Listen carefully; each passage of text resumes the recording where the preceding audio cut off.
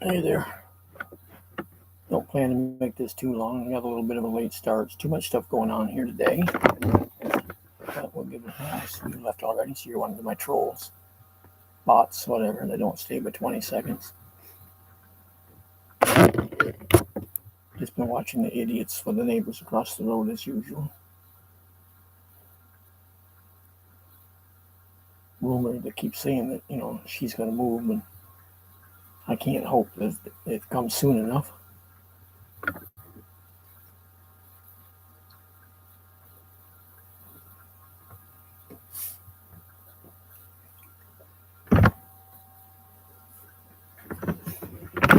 Or maybe those that come in only stay for 20 seconds and leave.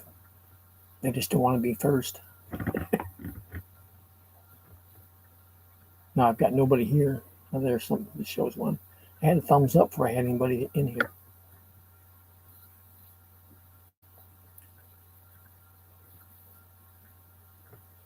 Hey, Monroe. How's things going up your way today?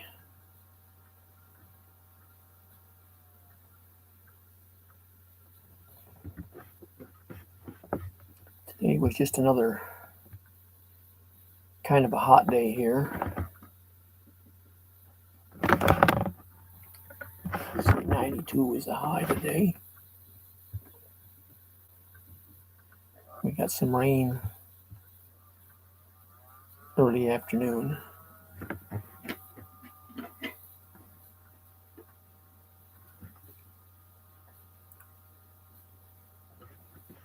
So when you going back to the Philippines?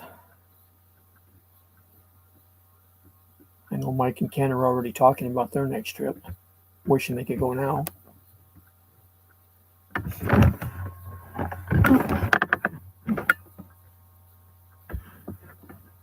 I would like to go, but other circumstances presently don't allow me to travel.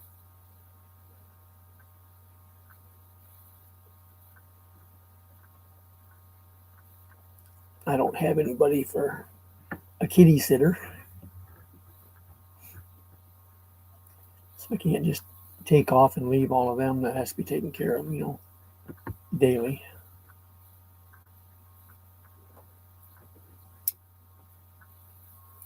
December the 19th. Okay, you've already got it tied down to a date. That's good.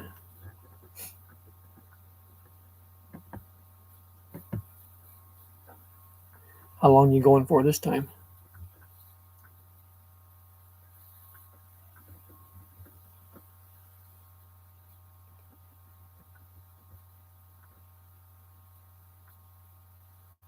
I think Ken was there 2 weeks and Mike was there 30 days.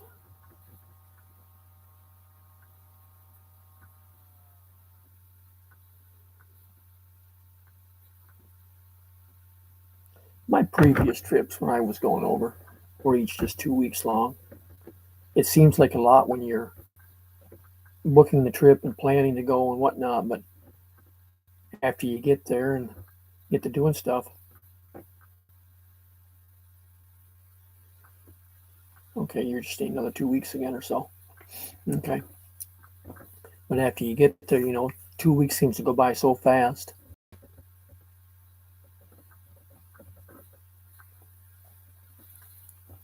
But with my other trips too, I also at that time still had. Did I? I'm going to think about that one.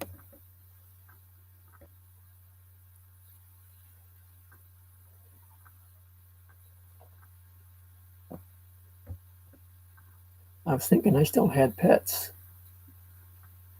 but I had somebody take care of them for me then.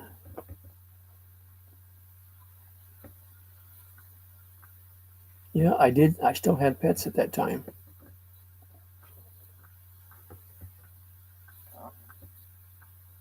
Hey, IJ.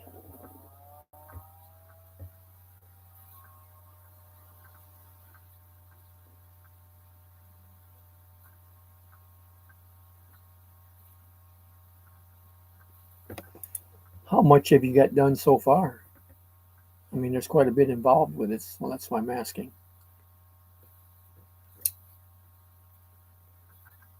What you up to tonight, IJ?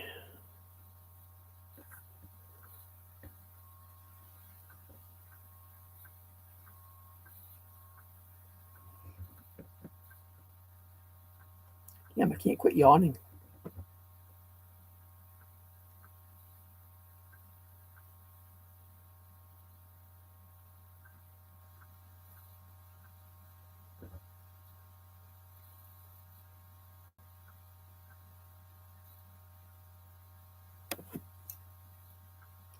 Three pies. That sounds nice. What kind you make?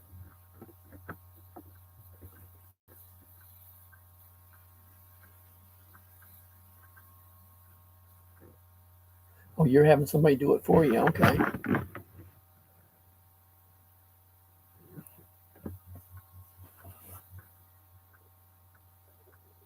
My dad used to make jokes about that all the time. He only liked two kinds of pie, hot and cold.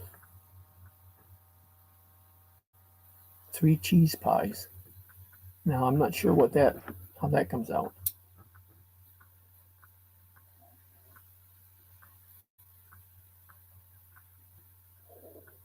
Yeah, I've only had sweet potato pie, I think, a time or two, which is basically like pumpkin. I like both. A couple of them that I really like is mincemeat and gooseberry. I haven't had gooseberry in years. The only place I ever used to get it was when I went to my grandmother's in Kansas.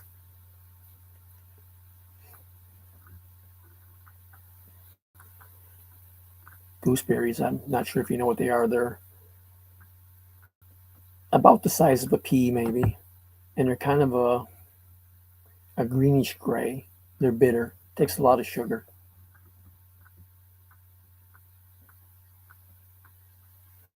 Okay, I'll have to check it out later, IJ. Do you make your own crust or you store bought? I've never tried making my own. I use store bought crust.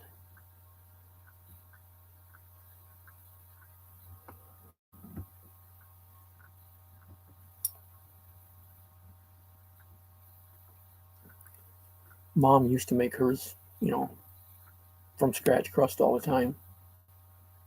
But in latter years, she always got the idea that while her crust weren't that good, I think then she was buying crust too. I'm not sure. I always liked her crust. They were more of a fluffy crust than what the store bought is. Yeah. I've got two store bought crust in the freezer.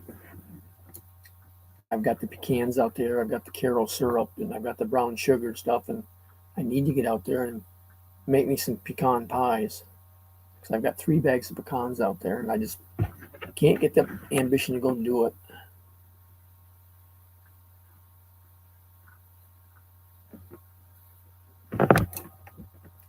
Well, it's not. I don't have the time for it. I mean, because as you know, I've got nothing but time. I just don't. I've never tried this. I don't really know how, and some stuff like that. I just hey PH. Some stuff like that. I just I've never tried. So a lot of times things if I've never tried them, I'm skeptical to try them. But I guess it's kind of like riding a bicycle. If you don't go out and get on it the first time, you'll never learn.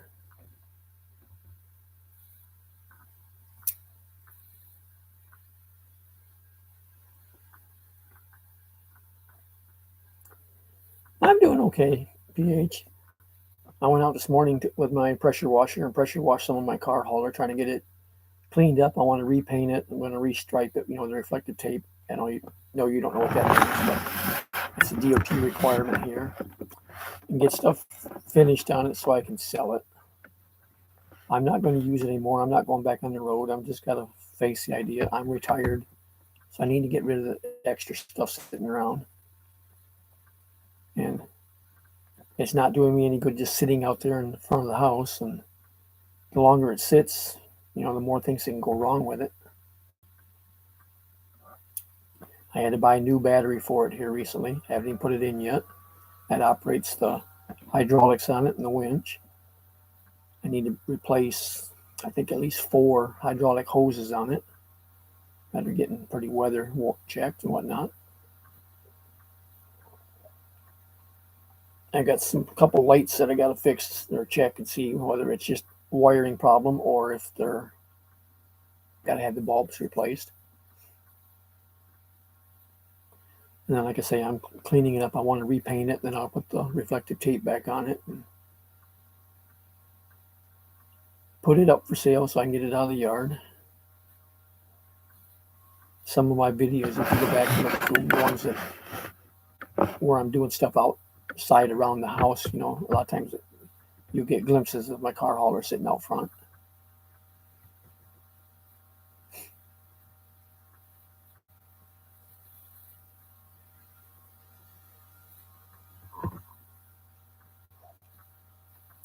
It's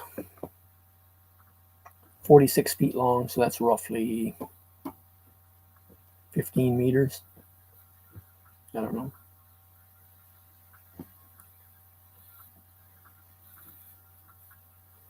Weighs nearly 9,000 pounds, sitting there empty.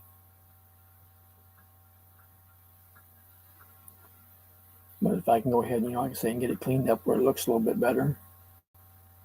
I mean, there's nothing wrong with it other than it's just the paint's, chipped and cracked and stuff, peeled or whatever, because the paint job that was on it before wasn't the best and needs to just be cleaned up. And like I said, repaint it and stuff and do them other things. I'd like to get like 15,000 out of it.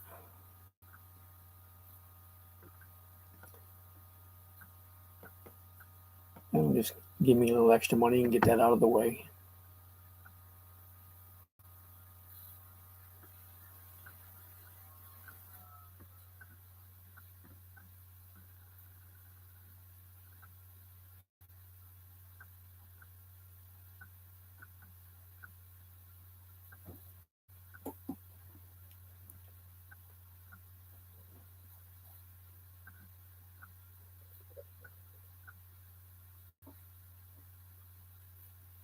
Oh no, you shared me out already with somebody else? And here I thought you'd keep me all to yourself.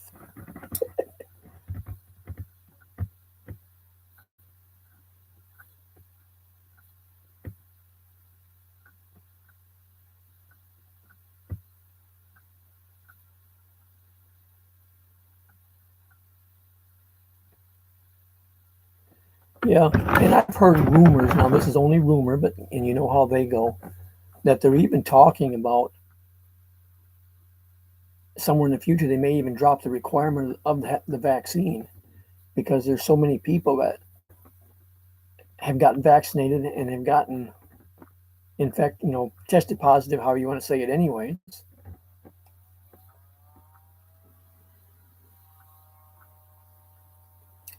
But that's one of the big holdups on me. I mean, because I'm one of those that's held out. I'm not vaccinated.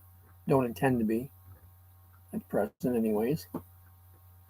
But my other big drawback, like I said, for me to travel to the Philippines is the kitties. I've got 6 of them right now that are old enough that I should be able to go ahead and get rid of them. Hey, Tony. But the 6 that, well, the 5 that Jill had, and then the extra one that she brought home recently, which I don't know where it came from, but she's taking care of 6. They're big enough I can take them away from her. They're eating on their own, drinking and stuff like that. They're still nursing off her, and they will as long as she keeps letting them.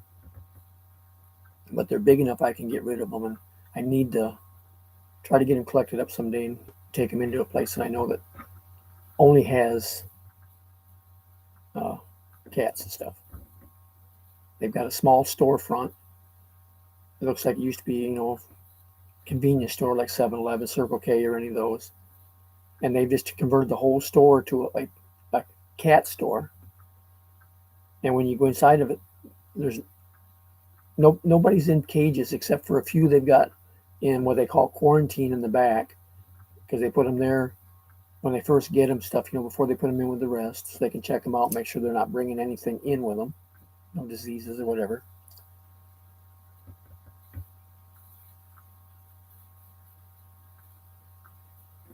I never had travel insurance when I went before Monroe. I mean, never thought about it. I've heard people say you have to have it, you should have it, whatever. But I never had insurance for myself here until latter years. But anyways, with the kitty place, when you walk in the front door, the whole front of the store is just open with cats running around. They've got all them scratchy posts and the little houses and stuff the cats can go into and climb up and down the, I don't know what you call them, like the scratching trees or whatever. And there's just cats laying everywhere and climbing up on stuff and laying around sleeping, whatever. And you just walk in amongst them and pet them and play with them and whatever. There's nothing in cages. I just think that's, a nice way to handle that, because you come in looking for one, you got a chance to interact with it a little bit.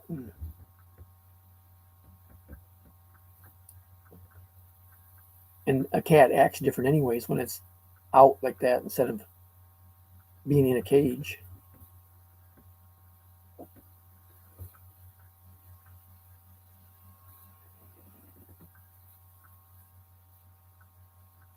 I've had a lot of people, tell me listed on Craigslist or something like that, which is like eBay.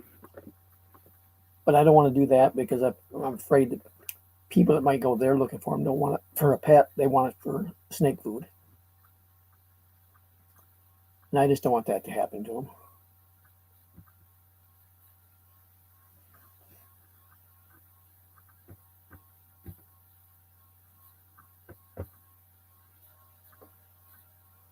Neighbor's dog's got a hold of a kitten the other night. And I think it's IJ knows what I'm talking about there with Tan Spot, and previously there with Little Spot that I took to the vet. But their sister, Big Spot, she went across the road to the neighbor's property, not where the dogs are, but the one beside them. I do a lot of talking with my hands. And she had her kittens over there somewhere. I've never seen them. But here, Monday, I heard the dogs over there barking and raising hell over in that property. And then a little while later, one of the girls that lives across the road where the dogs are at yelled over to me. She says, I think the dog's got one of your kittens. I went over and got it. Well, it's a little bit smaller than Jill's kittens, which would put it about the right age for Big Spot's kittens to be. I'm guessing. I don't know, because I've never seen hers yet. She comes over and she eats. Hey, bird. She comes over to eat, lays around for a little bit, and then goes back across the road. But I've never seen the kittens. But I'm guessing they got one of hers and killed it, and then took it back home, and it was over there in the driveway. That's when she called me. So I went and got it and brought it over. Did a quick count of all of mine, verified that it wasn't. I was pretty sure it wasn't just by the size of it. And then buried it. Well, they've also got chickens over there. And the dogs, the last few days, the last week or so, have been chasing the chickens a lot. They're getting inside the chicken pen, where it's fenced off, and chasing the chickens. I think it was yesterday that I see out there in the driveway, they had a dead chicken, and one of them was tearing it apart trying to eat it. Then tonight, the two of the dogs were in there chasing the chickens again. Well, yesterday when they were doing that, she came out and yelled at him, and chased him around and dragged. She's very abusive with the animals. She grabs them by the back of the neck and drags them, with their feet hardly touching the ground, and drags them out of the pen. They were out there tonight. She did that and got them dragged out of there. They took and ran over and hid under one of the cars. Pretty soon I see her drag one of them off one of the car. I thought she was beating on it, and it's yelping, and it come running out and laid down in the road. Then she went and dragged the other one off from under the car and did something with it. I heard it yelp, and it jumped and ran. And they both went over and laid down over the side of the yard for a while. Pretty soon both of them got up and came out in the road and was walking up the road. But I noticed when she went in, I thought it looked like she was carrying a big, long kitchen knife. Well, both dogs in their left rib cage have blood on them. So I think she was out there with a damn kitchen knife stabbing the dogs. She has just gone fruitcake. The other day, everybody over there was gone. Because, he was on the road, driving truck. And the one girl's boyfriend, I don't know what happened, but he got pissed about something over there and jumped in his car and hauled up the road with it. And then the girls and the grandkids all went out and got in the other car and they left. And I can hear her over. I mean, I'm out here in my yard working, and I can hear her over there inside the house just screaming away. And she's gone crazy.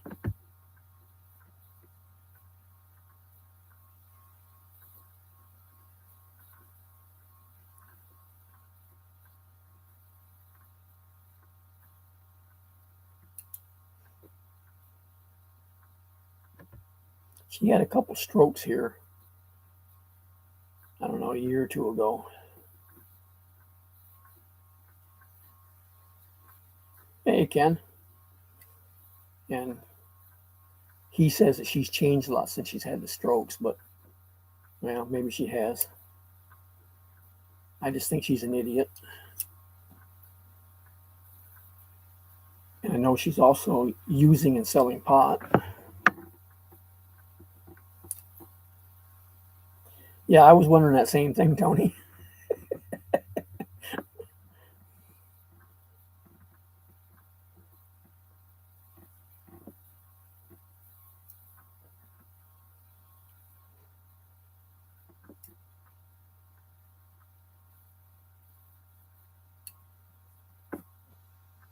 Tony, it must be one of those Philippine things. We'll never know.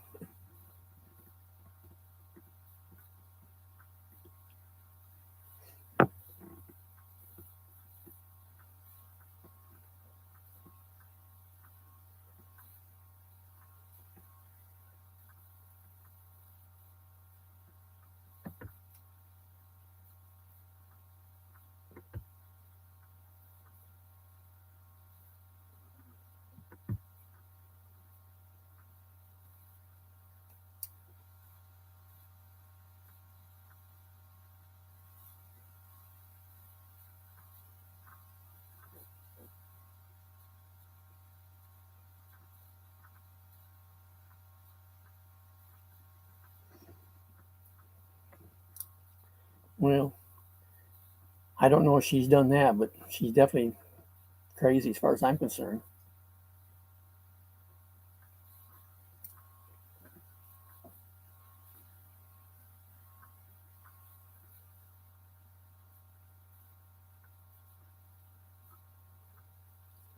But she's just mean to the dogs and stuff over there all the time, and even the kids.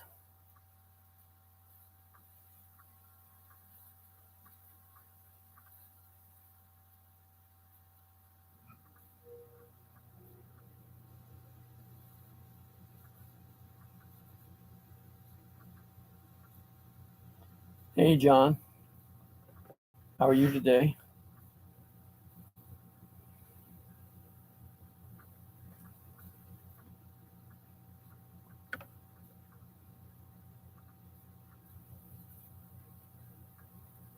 Yeah, that's one of the things there.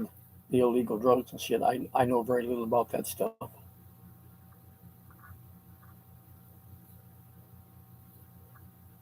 Used to deal with it even when I worked in the jail system, but no more than just catch the inmates with it and take it away from them is all.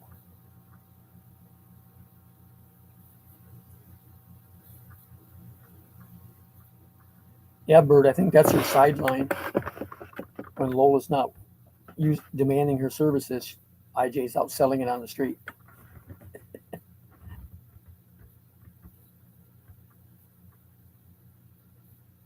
You know how I am with my sugar, IJ.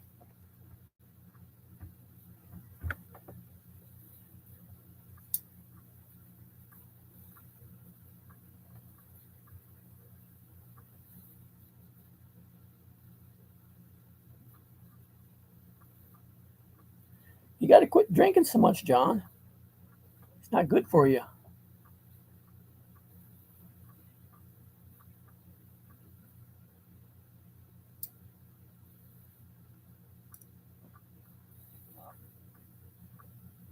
Yeah, and sometimes, IJ, I think my sugar actually gets too low. I go the other direction, that people worry about. There's some times that I'll be out doing stuff and I just get kind of so exhausted and whatnot that I feel weak and shaky even. I did that the other day and I was out doing stuff and I came in the house and I went and got the damn sugar bowl and a spoon and I ate 2 spoons of sugar. Then I felt better. No way what, IJ? Well, they say a little bit's all right for you, John, but drinking too much of it's not good for you. Yeah, more fluids like water and stuff like that, not alcohol.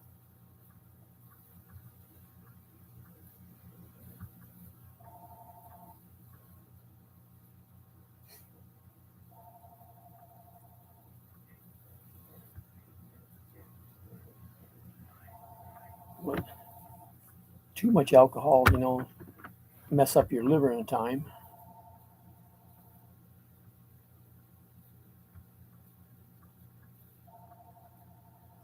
My former mother-in-law was that way. She drank all the time. Yeah, it's an 800 number, so I don't even know who it is. I don't answer them.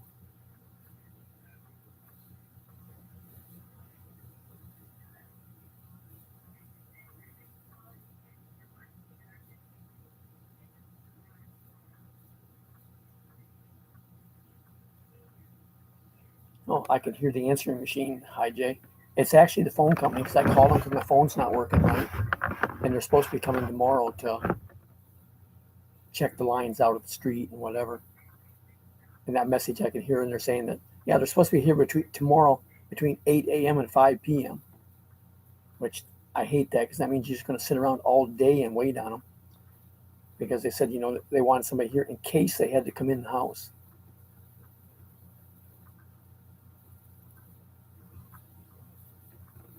Okay, PH, take care.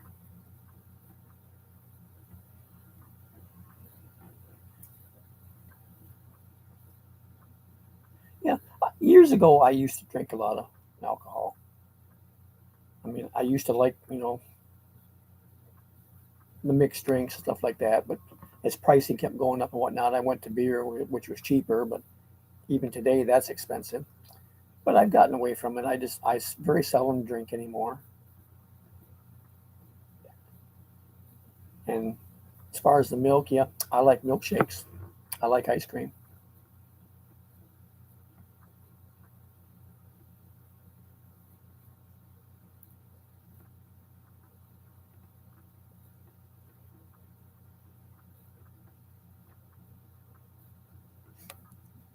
Well, that's one of the things there.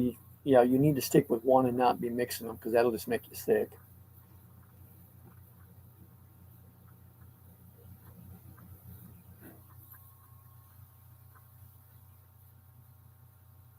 Yeah, but John, you can drink, the 2% milk, or if you don't mind it being watery, the 1%.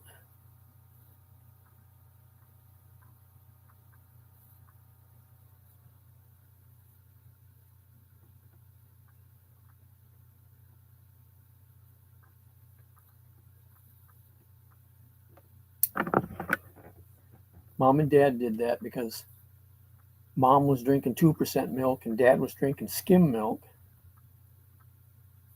So they always had 2 jugs of milk in the freezer or refrigerator rather. And finally, one day, Mom asked him, says, "Can we just compromise and get 1%? That way, we can just have one thing of milk all the time."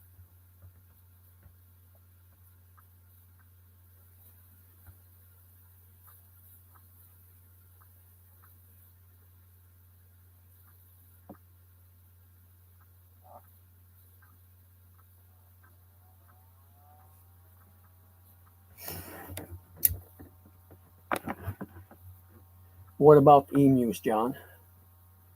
You should be able to talk about them. They're there where you're at.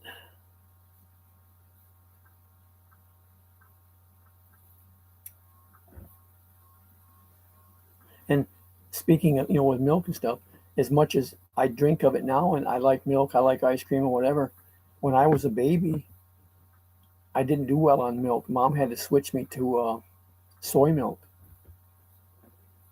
I don't know what happened with the other, but I guess the regular milk was, made me sick or do something.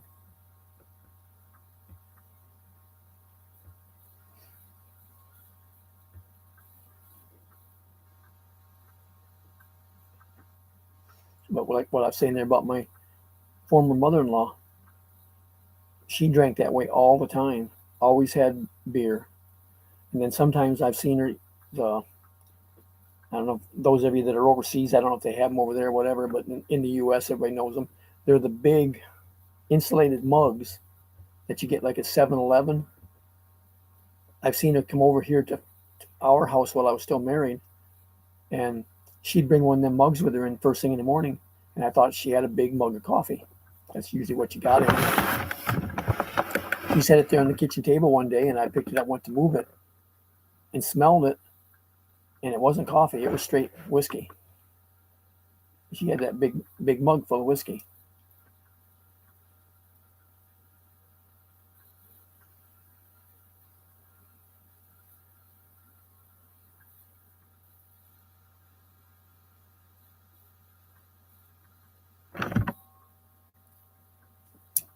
But she ended up passing away from sclerosis. Is it sclerosis of the liver? I think that's what they call it, where her liver just, went bad because of the alcohol. And she got so bad that when she was in the hospital before she passed, every place they put a Band-Aid on her or put tape on her, for an IV needle or whatever, when they tried to peel the Band-Aid or the tape off, it just peeled her skin off her arm. And she was only in her 60s when she passed.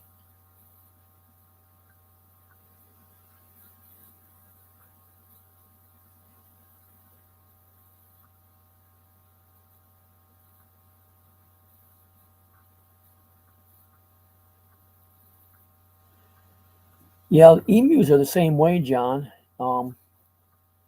They'll die from stress. So if you got one of them and got it put, like you're saying, you did it in the trunk of the car, or if you, I used to have, when I had my emus, I used to have to go in and catch them, to give them their shots and stuff like that. If it takes too long to do stuff, it stresses them. They can die from it.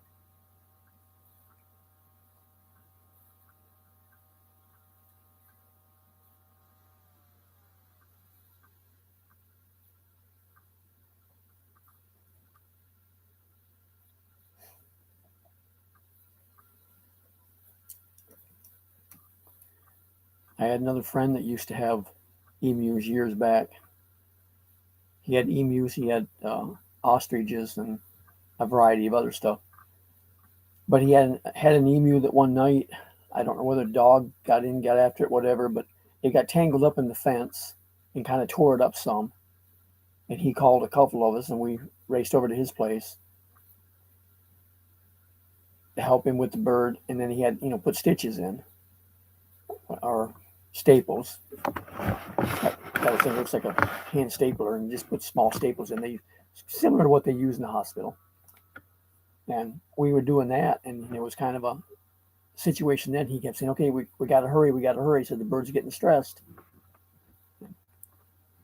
If you take too long with it and it gets stressed and dies, all the staples and stuff ain't gonna be worth a damn.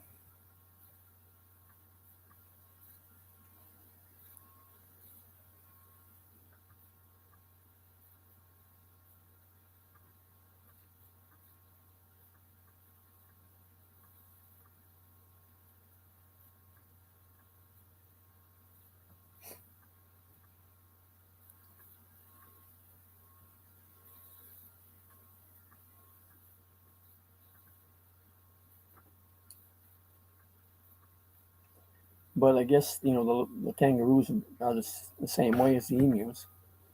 I've never dealt with them, so.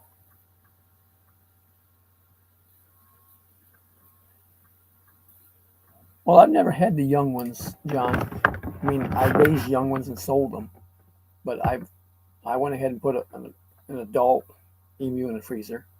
I had a female that was, I bought her from some people that were moving out of state, difficult to transport them. So I bought them, went and got it, brought her home, put her in my pens and stuff where my other birds were, but she wouldn't breed. She wasn't laying any eggs. And all she was doing was fighting my other birds and tearing up fencing and stuff. So I finally went ahead and just put her in the freezer. And emu meat is a good meat. I mean, it's a red meat like beef. It's not like turkey or chicken. But emu has next to no fat or cholesterol. It's way better for you than chicken or pork. Either one is.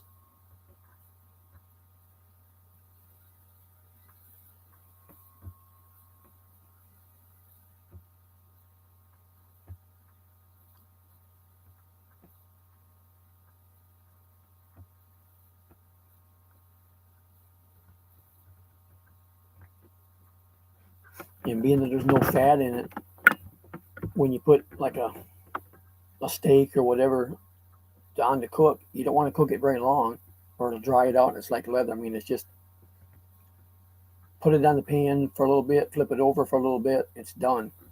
If you grind the meat up and make hamburger, which I did a bunch of it that way, when you get down to the last parts of it, you're trying to trim up and stuff, the leftovers, and ground up made hamburger, again with no fat in it. When you go to make a hamburger patty, it's hard to get to hold together. You almost need to add a little bit of beef hamburger to it to give it some fat so that the hamburger will hold together. Otherwise, it wants to fall apart.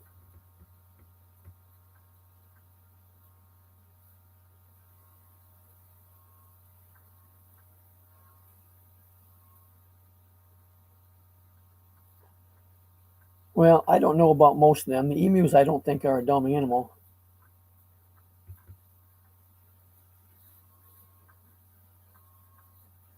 But the ones I've always said were dumb are chickens and cows.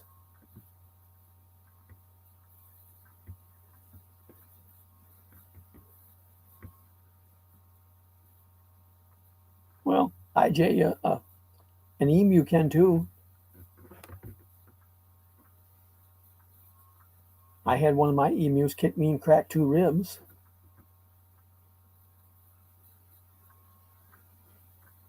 It was one of the times where I was trying to do stuff myself. I went in and caught it to give it, its shots and stuff, and it kicked me in the left side of my ribs and cracked 2 ribs.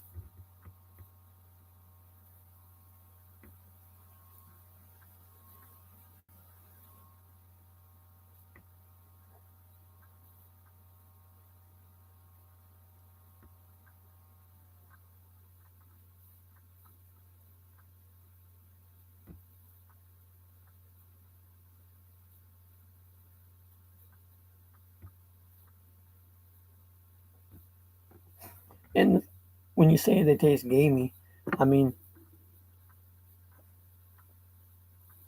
I would assume you could do the same thing with this as you do. Like I used to take all the time and do with it when I got pigeon or rabbit. I would put them in water with some salt in it overnight in the refrigerator before I cooked it. And I always thought they were good afterwards.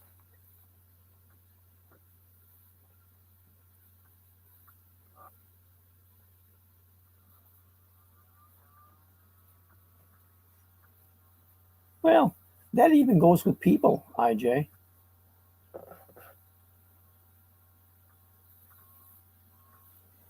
I mean, one of the things everybody complains about is mosquitoes and stuff.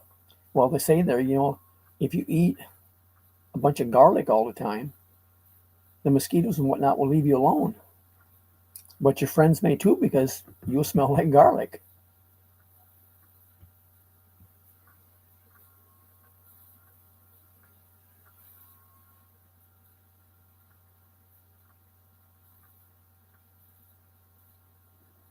Yeah, but where you've seen that, Tony, with boxing gloves, stuff like that, that's when somebody's done for a show and whatnot. But you take the ones in the wild, they're not going to box with you. They're just going to kick you with their hind legs.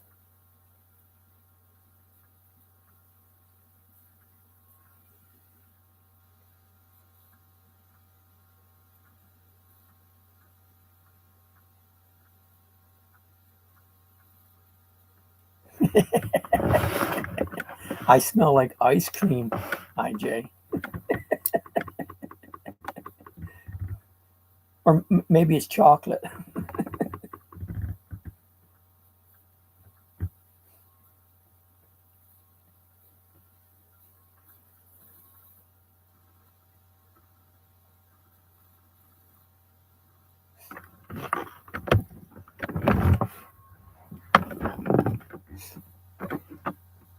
You're saying you only fed the pigs veggies. Um,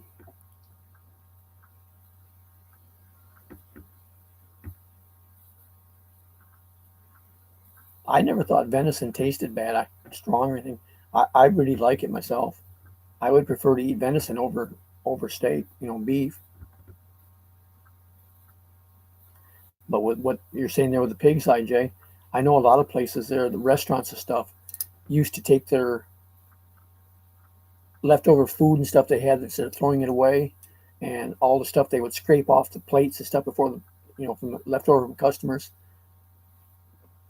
they would put it in drums, and pig farmers would come pick it up to feed to their pigs. Some of the bread stores will take bread that's I don't know if it's day old because a lot of stores there are stores that'll sell day old bread, but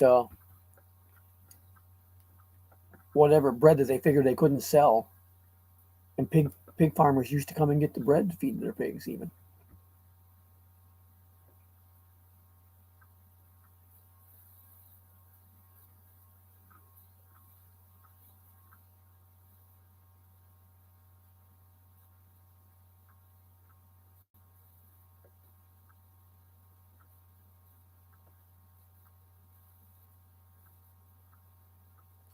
I don't know what it is, IJ. So or John. So what is it?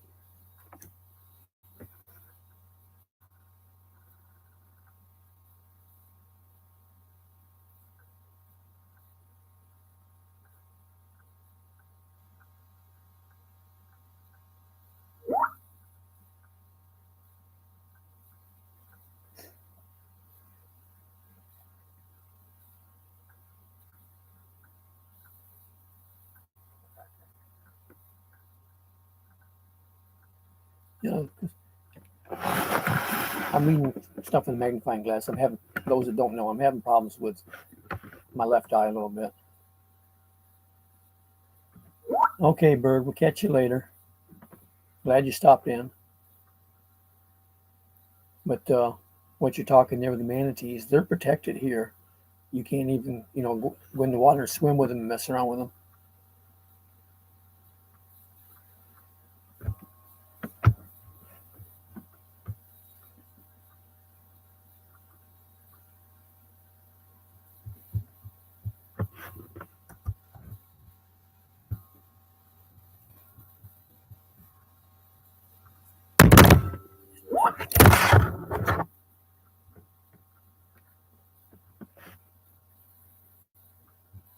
Drop the magnifying glass on my keyboard. I'm liable to end up ending the thing or something without even knowing it.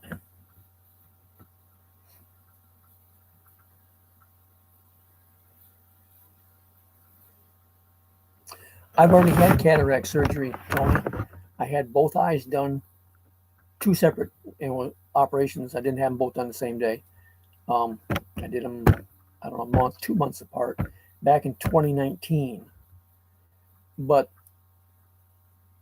I've just been going back once a year since, having my eyes checked, and everything's been really good. But the past month and a half or so, my left eye's gotten kind of blurry, and especially on days when the sun's really bright, it bothers me. So I went ahead and called. I wasn't supposed to go back till November, and I called last week and got an appointment. Went in and saw him, and he got his little book out with the picture stuff in it and showed it to me. And I don't quite understand it, but somewhere on the back side of the lens that they do for the cataract surgery, he said there's a part there that gets cloudy. He says they can just go in and with a laser and do something or other to it, and it'll bring my vision back to what it was. So now my big thing is just figuring out how I'm going to do it, because when I had my surgery done before, I had my own insurance through another company, and he accepted that. Well, since I went on Medicare when I turned 65, I got the Medicare supplemental insurance. He don't accept it. So either I have to find another doctor that takes my insurance, or I have to see if I can change insurance companies, which will cost me more money, or I just called him yesterday. Yeah, I called him yesterday because I haven't been able to get a hold of the doctor's office, having phone problems like I told you. I called the doctor's office yesterday and talked to the girl, and she put a thing in my file for them. I asked what the price was if I paid cash for the surgery, and they're supposed to get back with a breakdown on that, so I'm waiting to hear on that.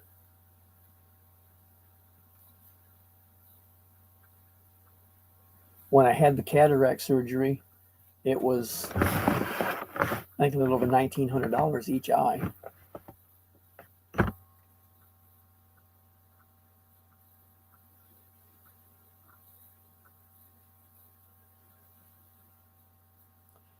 Hey, Annie.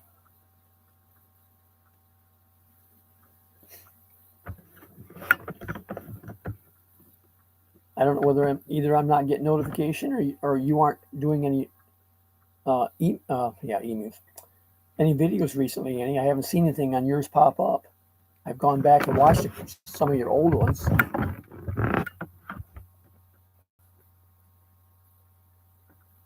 But you've been wearing me out with all your exercising you're doing.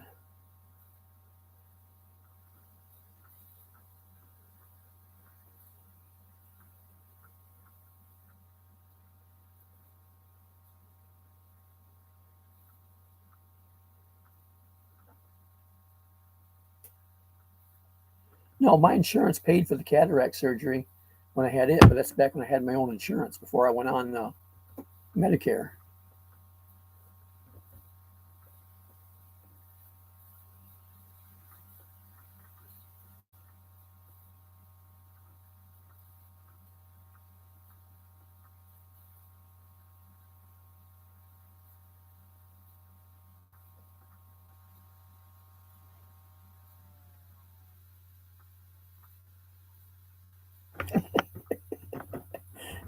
That won't do me any good, John, if I can't see them.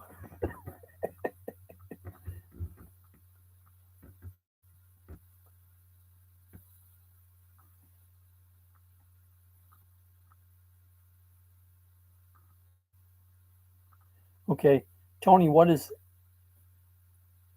NHS surgery?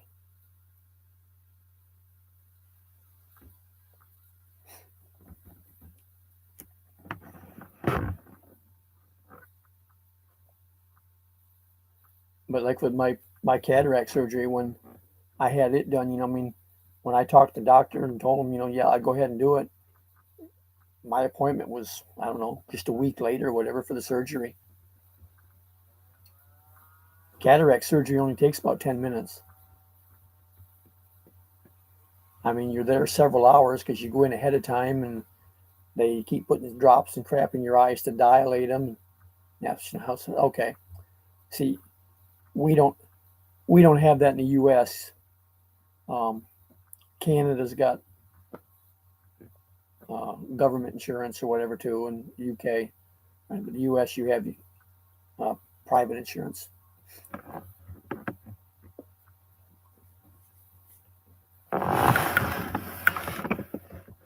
But for the cataract surgery, like say you're there quite a while beforehand while they're putting the drops and stuff in your eyes and doing whatever they do and so on and so forth. And then they take you in for the surgery and semi knock you out because you're not completely out because the doctor's talking to you while they're doing it. And when they did the first eye, I don't remember any of it. So either they used more of the stuff to put me out or put too much of it or whatever. I don't remember because even after it was all over with and I came home, I don't remember the ride home or anything. I mean, I remember bits and pieces of it. Now, when I did my second eye, while he's doing the surgery, my doctor's telling me, no, look up, look up. You know, you're laying there and he's doing stuff in your eye and he wanted me to look up. I was moving my eye around. You know, I could hear him talking to me. I wasn't completely out.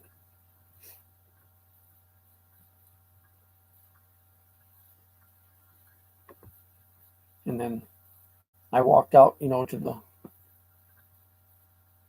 my driver's vehicle there. Because you have to get somebody to drive you home afterwards. I walked out the vehicle and, you know, and sat with him because then his van wouldn't start and he had to call to have it jumped.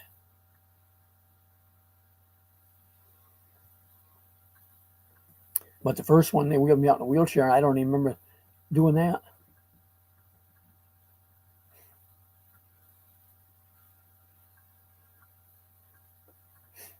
Now, the doctor's excuse was that maybe I just had a different reaction to it the first time. But I'm just wondering if they didn't give me more of the stuff, you know, to put me out the first time than what they did the second time. I don't know.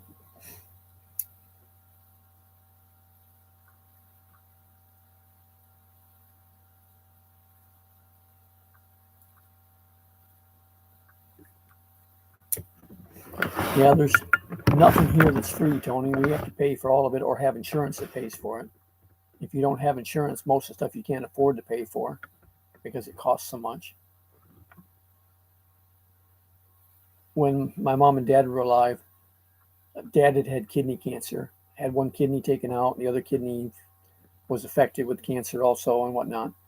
So he was on dialysis 3 times a week. And mom made comment there when her and I were talking about it one day that she was just glad that, you know, they were fortunate enough to have good insurance because of that. Because I think she said that, like I said, he went 3 times a week. And I think mom said it was the insurance company paid $30,000 each time he went for dialysis. So if you had to pay that out of your pocket, you know, that'd be $90,000 a week. There aren't too many people can afford that.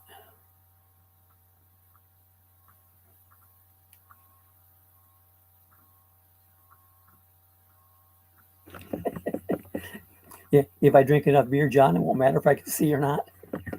I won't know the difference.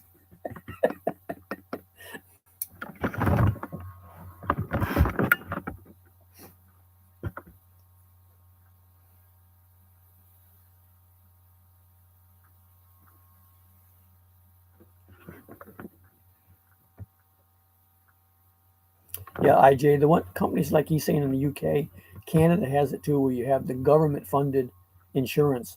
Everybody is covered. You don't pay for it. But with that, like he says, you wait so long to get the stuff done because everybody's waiting on the same thing.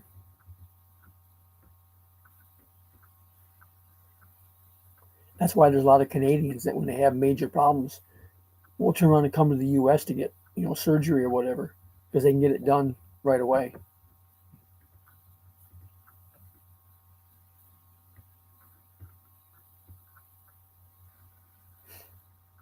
Yeah, well, if your kidneys are gone, John, you can go on dialysis. Like I said, my dad, he had to go to dialysis 3 times a week. He went to one of the local dialysis centers. There are people that do it at home, which some of them they do it every day, but just for a shorter time period.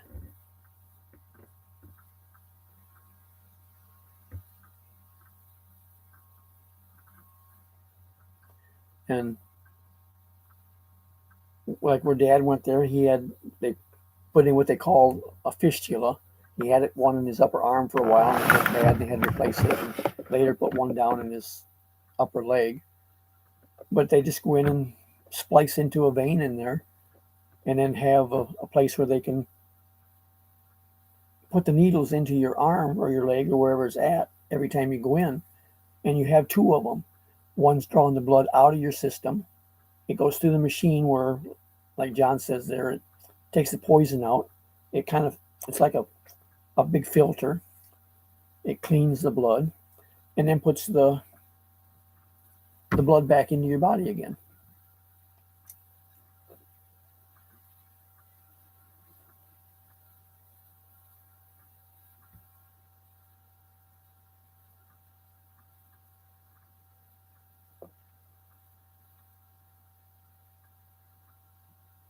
Well, I do too, John. That's what IJ was talking about before, that I'm a sugar addict. I like my sweets, my pies, my cake, my cookies, my candy, and ice cream, and I'm worse than a kid.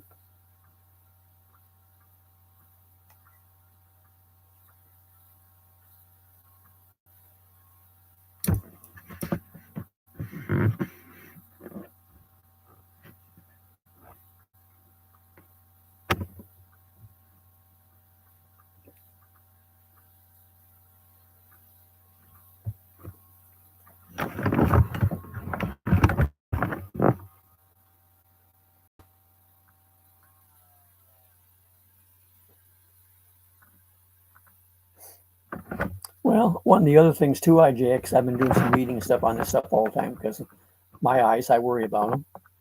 But the problems that they're talking about, as far as cataracts, macular degeneration, glaucoma, and I don't remember a couple others. And it says a lot of times the cause of those, some of it can be hereditary, but a lot of times it's caused by trauma to the eye or overexposure to the sun. And I live in the sunny South. I'm out in the sun all the time. I used to all the time wear a ball cap, when I went out. Used to all the time wear sunglasses.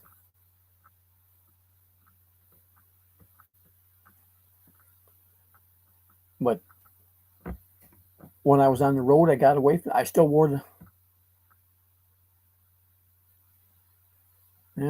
I wasn't even wearing the sunglasses much, but I wasn't wearing the cap anymore in the truck. So I didn't have it when I got out of the truck. And I broke my good sunglasses that I had. And the ones I got to replace them, you had to ask, IJ.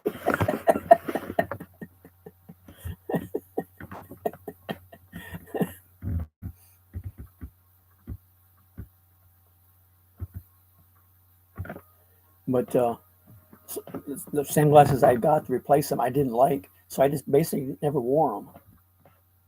And and that's hard on your eyes. I just recently reordered a pair, advertised them on TV, and I thought they really looked like they'd be good. I'm not happy with them. They're not like the ones I used to have. So I may go back and see if I can reorder from the company I got mine from before that I really liked. Because I liked these because they were a better price. But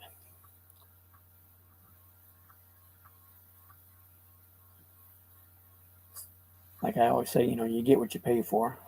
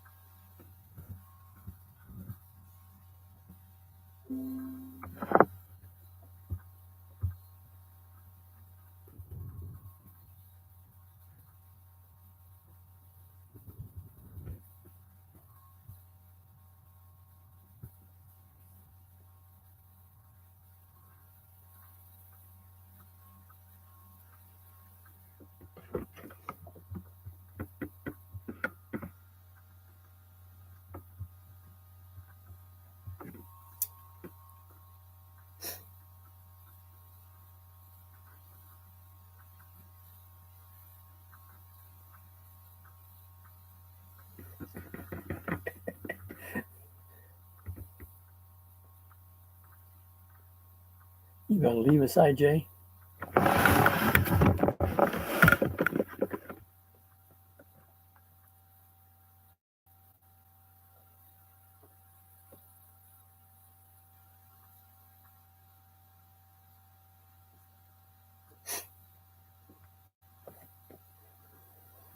Well, I guess that kind of depends on where you're at, Tony, or John, rather.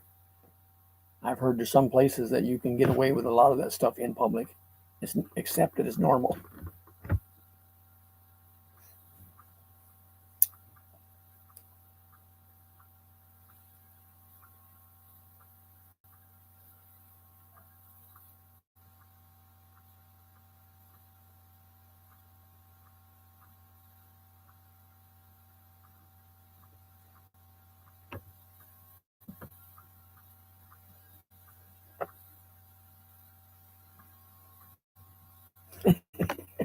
It's one of the European countries. I don't remember which one it was.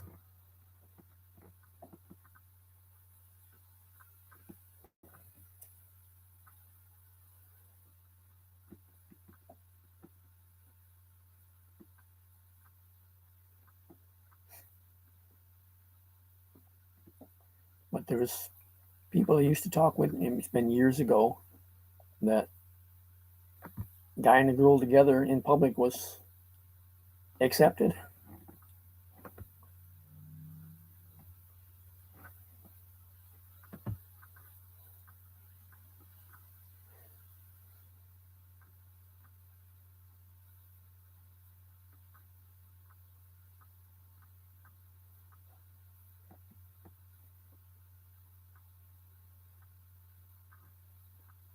Yeah, but you know, Tony, with the glasses, if you watch, there's a lot of, I was going to say Filipinas, but that's not true. Just females in general, so because it's other countries too.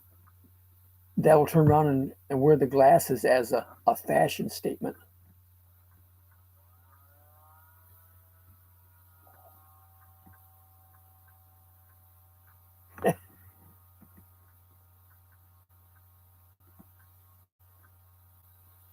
You know, that happens occasionally, John, on live streams, but when YouTube gets wind of it, they usually end up either shutting the live stream down or, depending on the case, shut the whole channel down.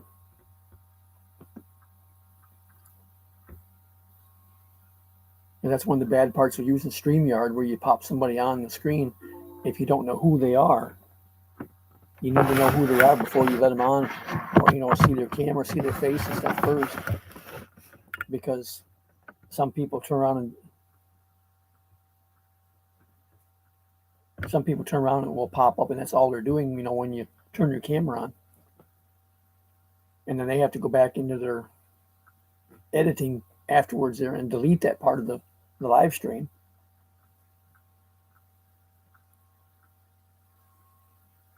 Yeah, but like I say, John, you kick them out, and you can go back and edit that part out of the live stream afterwards.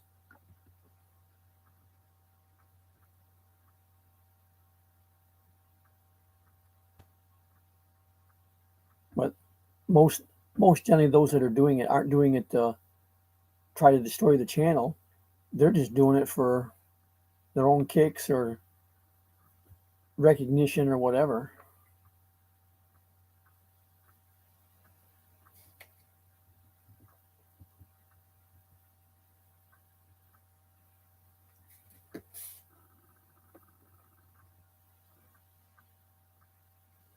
I mean, there's people that come in and try to ruin the channel just by sitting there and arguing with people.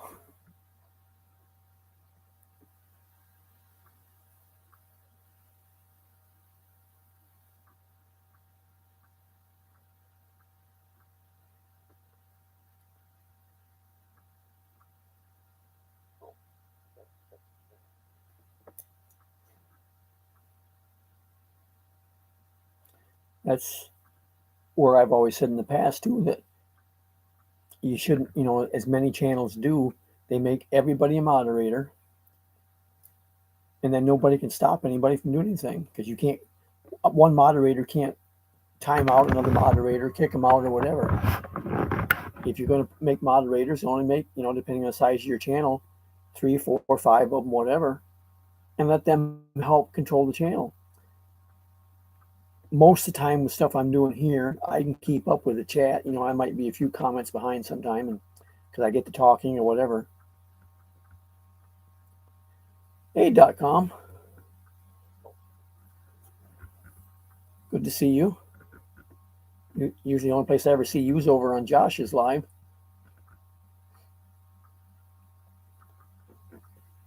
But if you've got, moderators, they can see the chat when it first comes up, and they can go ahead and, stop it, delete it, do whatever. Because, like I say, if you've got a lot of comments in there and you're trying to talk to everybody about them, you get behind on them sometimes.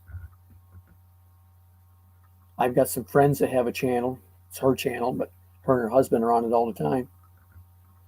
And they've got, I think, right around 100,000 subs, but they've only got 3 or 4 moderators. That's all they use. And there's never any problem in the chat there. Once in a while, you get some clown that comes in. He's, told, be nice or leave. And if he doesn't want to be nice, he's escorted to the door, basically.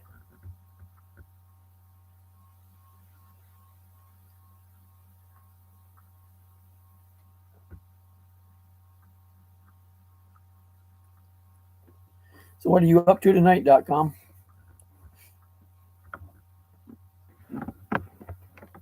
I haven't seen Josh on the night. Usually he pops in for a minute. A lot of times he's doing live same time I am, but he still pops in and says hi.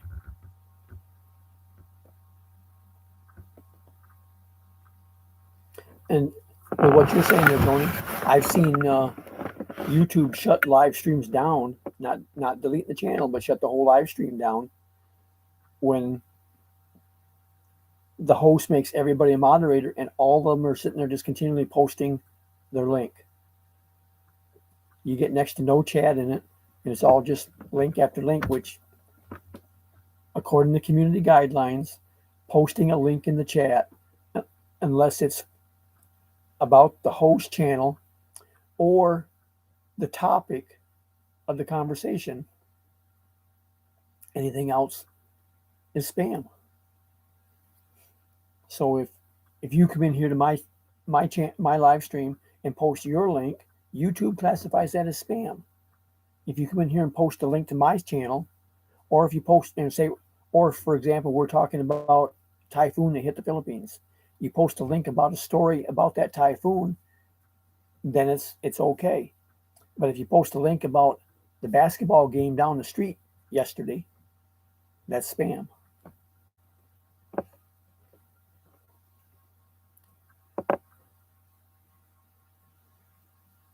Another one that I really hate, and IJ and I have worked on this before back when she was not even monetized yet, is the people that come in and just want to swamp the chat with emojis. And too many of the channels there where they do the premieres, you get a whole bunch of people that come into the premieres, and that's all they do is they fill the chat with emojis. They never once talk about, well, John, Donald Trump says that all the time. But they fill the chat with emojis and never say nothing in reference to the whole video the whole time they're there. But they're doing it so much that you can't even get conversation into the thing.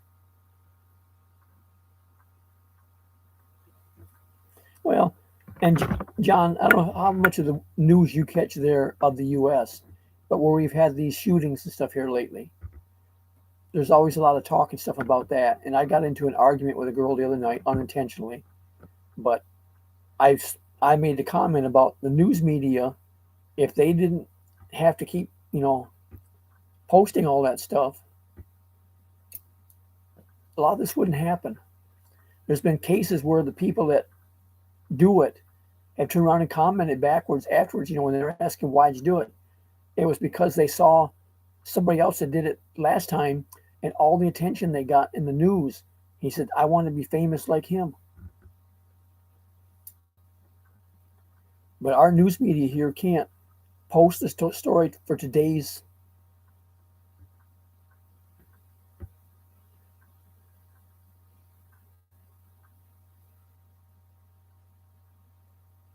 Yeah, that's one channel exactly. Yeah, that's right full of it. It's got the point. A lot of times I don't go to her premieres anymore because of it, because you can't talk to anybody in there. Hey, Rena. But what I was saying there about the media, if they would post a story today about what happened today, and then drop it, tomorrow post a story about what happened tomorrow. But our media in the U.S., if something happens today, you watch that same news story for the next 3 weeks. They just keep putting it out there, putting it out there, putting it out there. And then these clowns say, well, look how famous he is. He's on the news every day. I want to be just like him.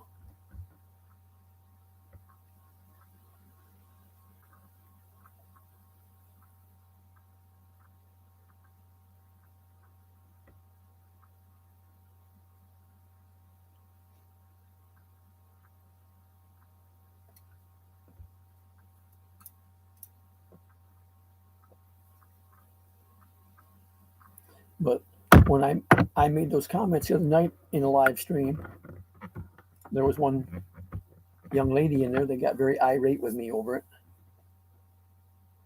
Thought that I was an idiot for thinking that. Yeah, 3 days. That's even that's too much. But I noticed that's one of the things I noticed when I was in the Philippines, that they don't drag it out forever. While I was in the Philippines, one of my trips, they had a major airline crash in Japan, and my mom didn't know when my flight was, because it had happened right after my flight, which landed in Japan and then went to Manila. And my mom didn't know the scheduling on my flight, and she got worried about it because she didn't hear from me afterwards when I got into the Philippines. It was a couple of days before I got access to internet to let her know where I was at, what I was doing, or whatever. And she made a comment about, that she'd heard that and didn't know whether that was my flight or not.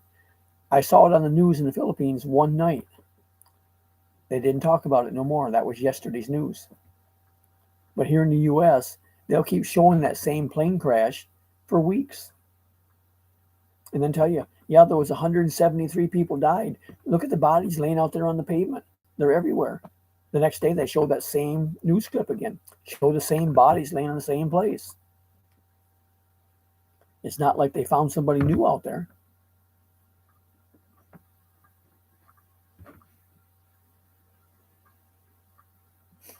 Yeah, and Rena, there's one example. There's stuff that I complain about here all the time.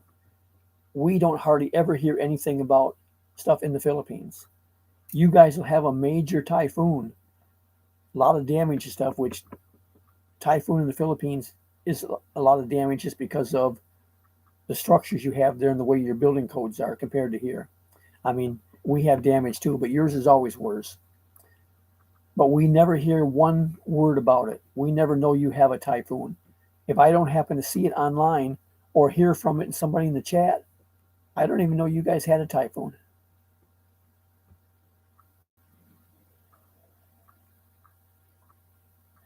All right, John, you can drop that one. I think IJ left because of it.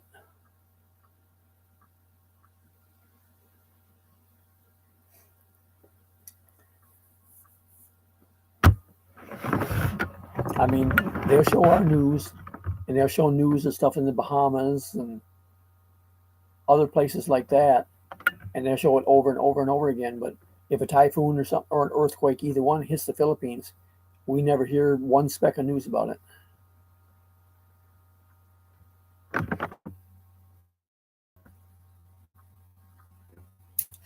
So where are you at tonight? I heard you were back on the road.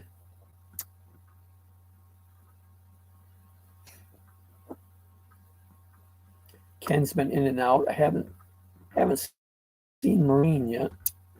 IJ.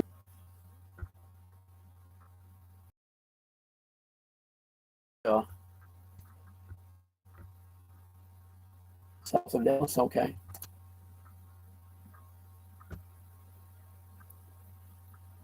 But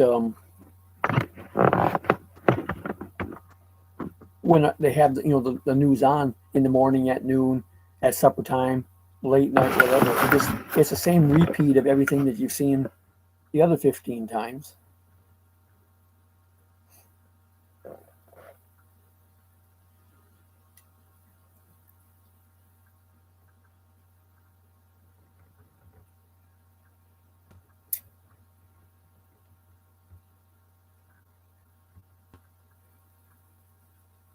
Ken, where's Maureen at? Usually she pops in when you're here.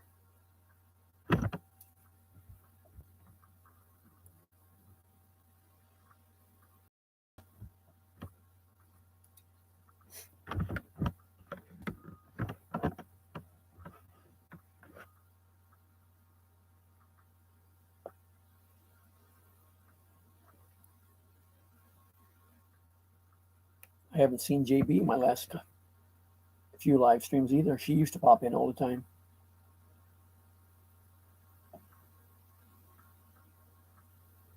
But I think she's kind of getting herself overworked right now with I don't know if they've got all the rice harvested yet or not, but then all the stuff she's doing with her chickens and whatnot. She went into that big time. She's got a carload of them.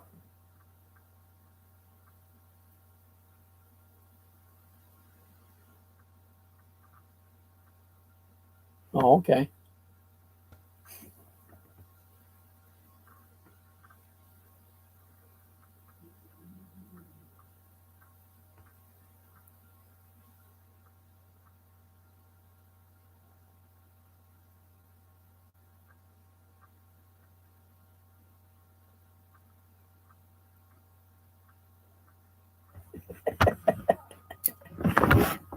Yeah, but Mike, if she don't wear any clothes, he saves on laundry.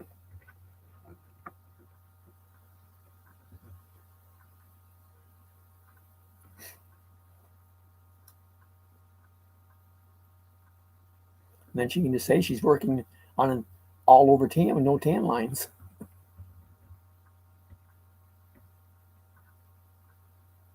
She hear me in the background? Okay. Hey, Maureen.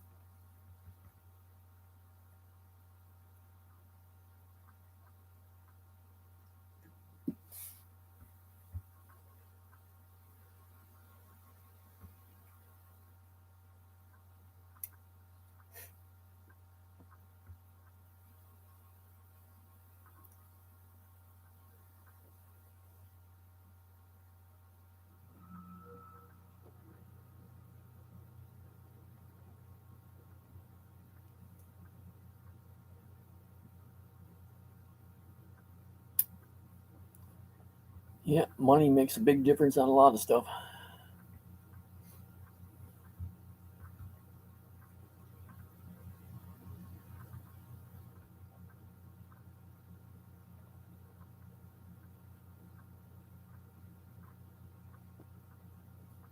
I went out today, Mike, and started pressure washing my car hauler.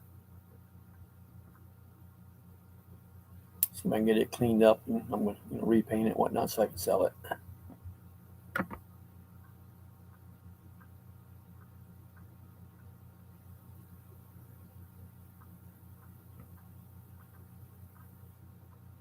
I may do a short video or whatever and just put on here of it after it's all finished.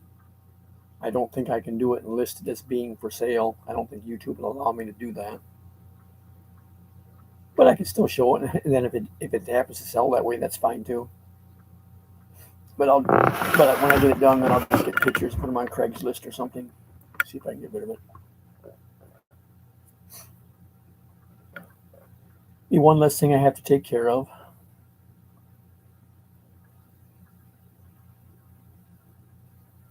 I went and bought a new battery for it here a couple weeks ago. Haven't even put it in yet. It's still sitting in the garage.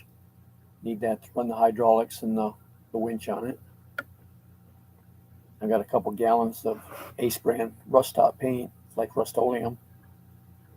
It takes about 6 quarts to paint it, using a brush.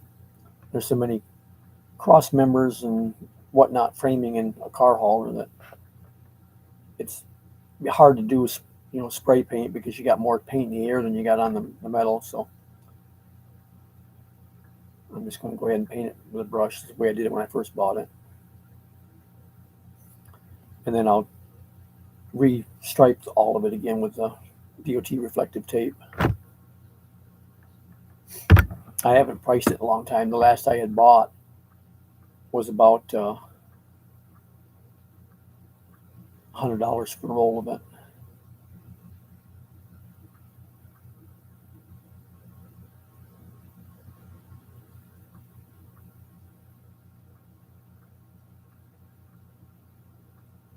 Yeah, that and price of fuel and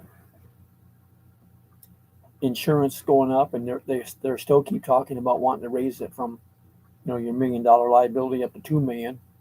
I mean, you know damn well if you do that, the insurance companies is going to jack the price up on the insurance.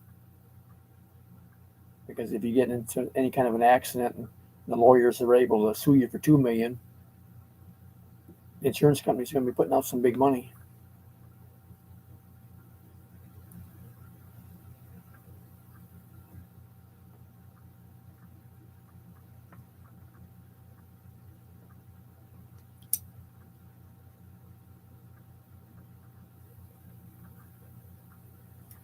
And I'm still getting emails and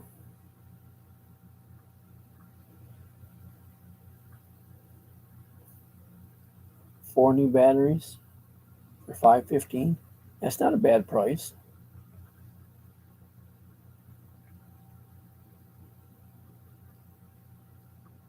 I put 3 in my vehicles. I put 2 in the truck and 1 in the Buick a while back, and I paid around $500 for 3 of them.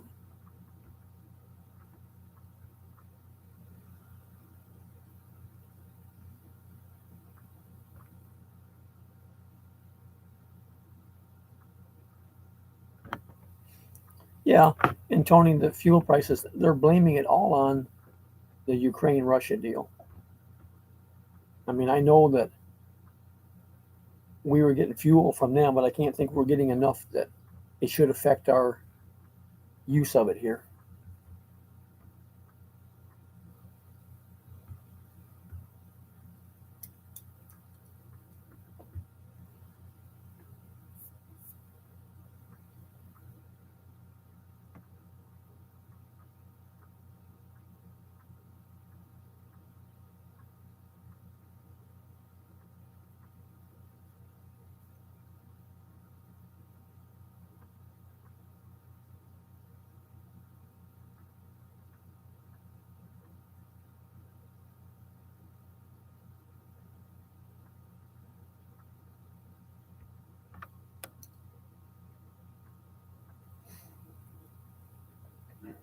I thought you did that a while back, Mike. I know you mentioned it a couple different times.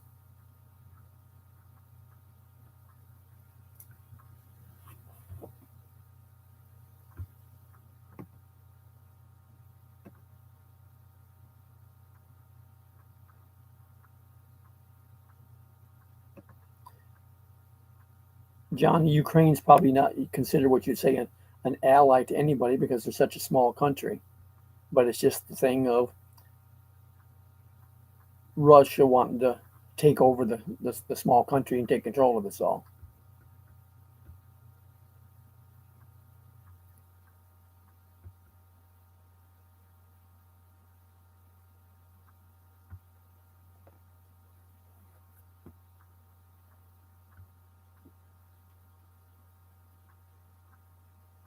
And then every once in a while it pops up in the news, another similarity there of China wanting to take Taiwan.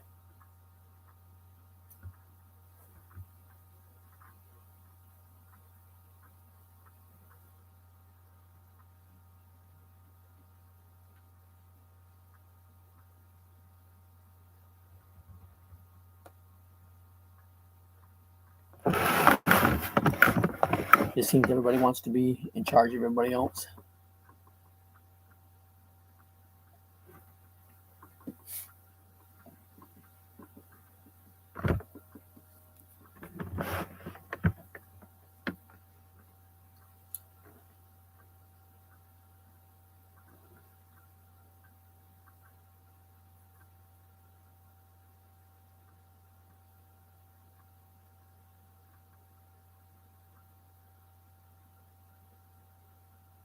Well, I think the U.S. has already sent them that much.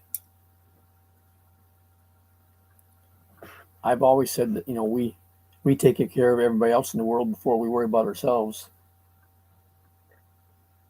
Just like, you see stuff all the time, donate to this, donate to that, whatever, to help the homeless and the hungry in other countries. But we have homeless and hungry here that are still left sitting.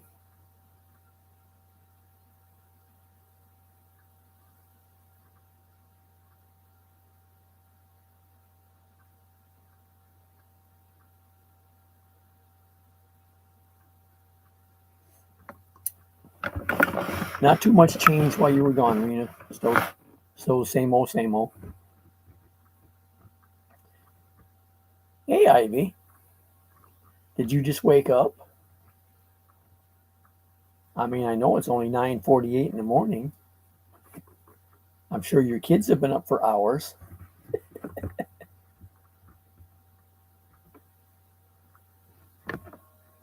What's she doing, Mike? Holding out on you again? Damn. Just what does she think you're supposed to do if she don't send that money?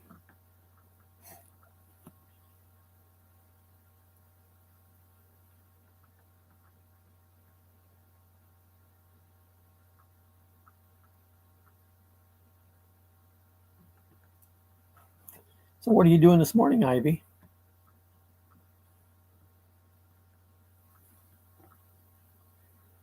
Hey, Mike Whitcomb.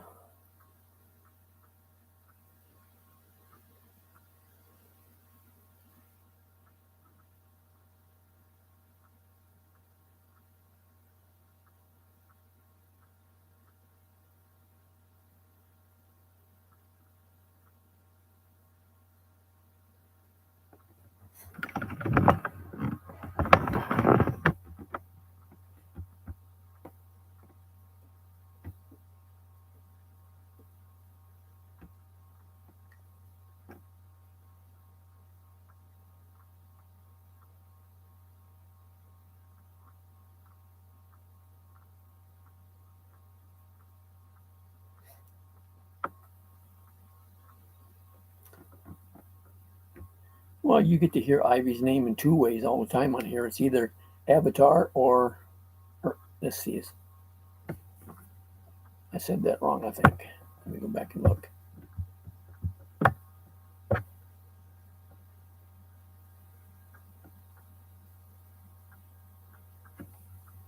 Oh, crap, anyways.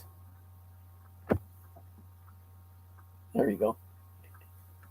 Avatar or eyesore.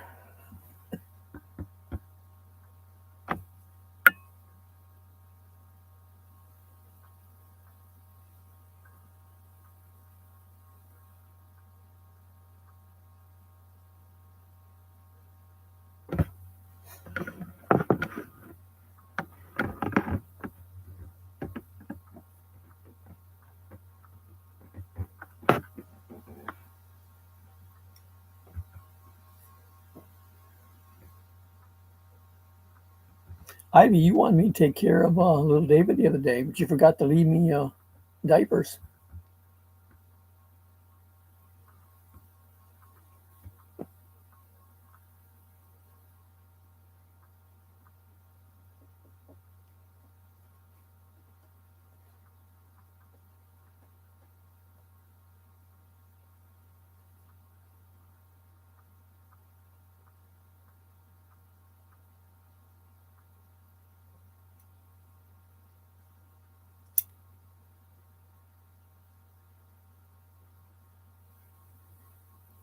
I wish somebody would super chat me.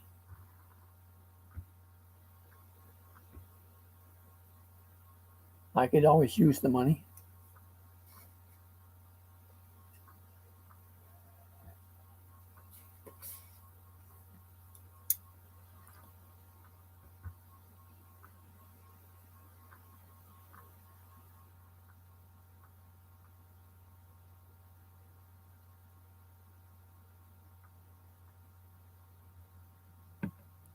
I don't remember what I paid for it when I got it last. It wasn't that high yet.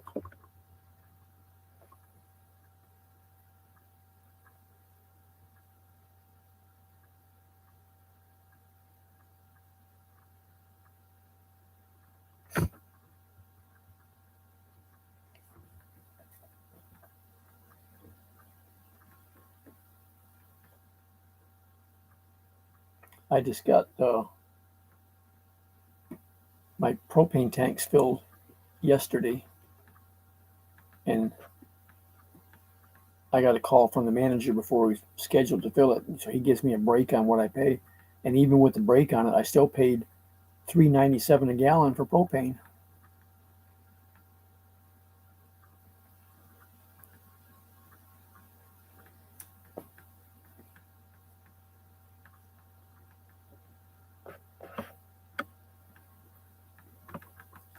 I'm just going to send the bill to Rena for that. It was $485 to fill my tanks up.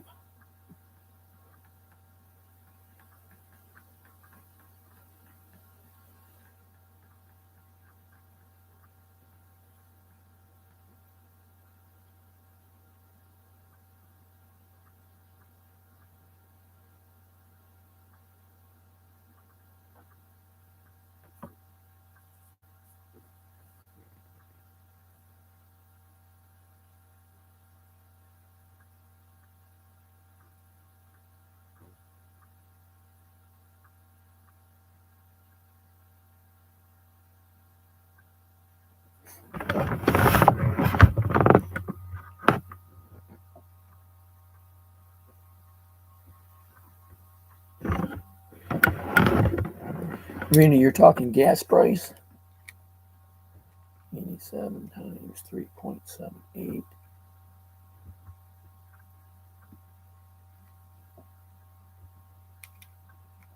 87.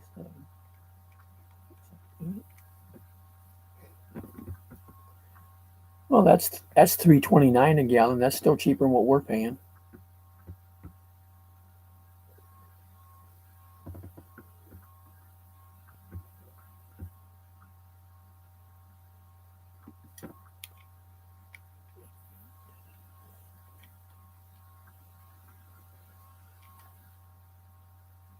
And at 98 pesos a liter, that's $3.70 a gallon.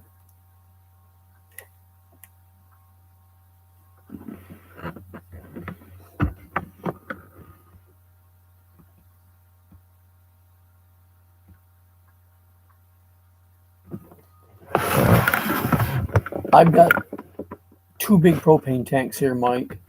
They're what they call the 120s, 120 gallon. Well, they only fill them 80%, so that's 96 gallons in each one.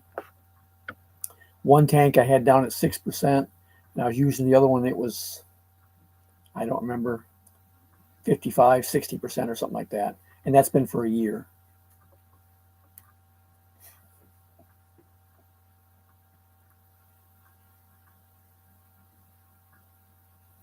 So I don't know exactly the date on how much it was, but if I go 1 year, $485, divide that by 365.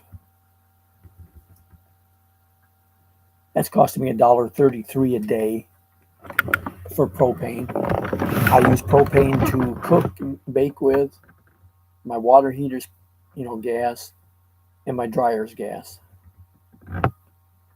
I do have gas heat also, but I haven't used it in a long time.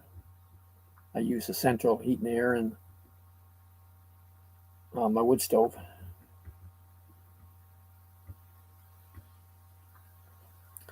Hey, Maureen. Okay, everybody, we have to stop talking about Maureen. She's here.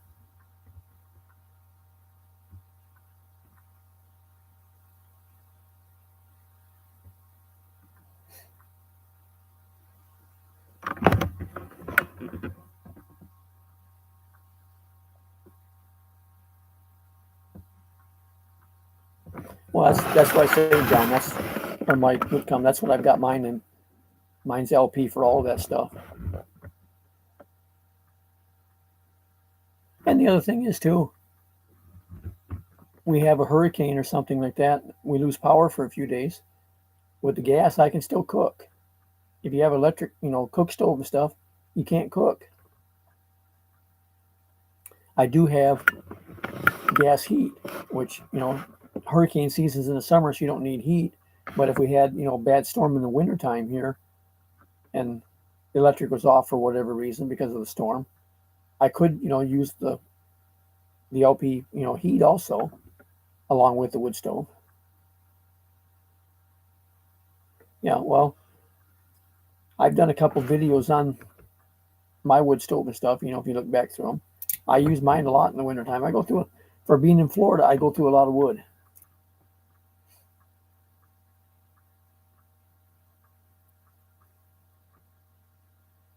I'm just too damn cheap to pay fuel bill.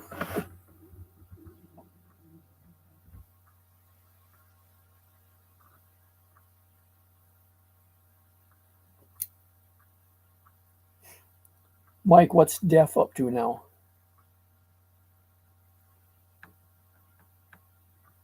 I haven't seen anything on it for a long time. It was before, it was always higher than diesel, but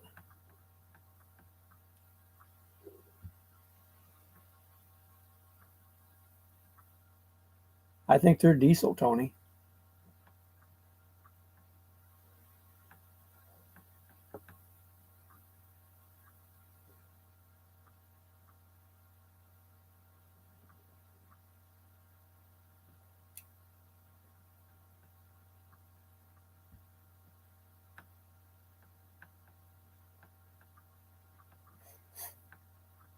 Because even like when I've been there and I guess you'd say rented, because when I flew into Manila and I was going over to the Bicol region there to Dait, I sent her money to get a van, come van and driver, bring her to the airport to pick me up and then take me back. Just that van even had a little 4-cylinder diesel in it.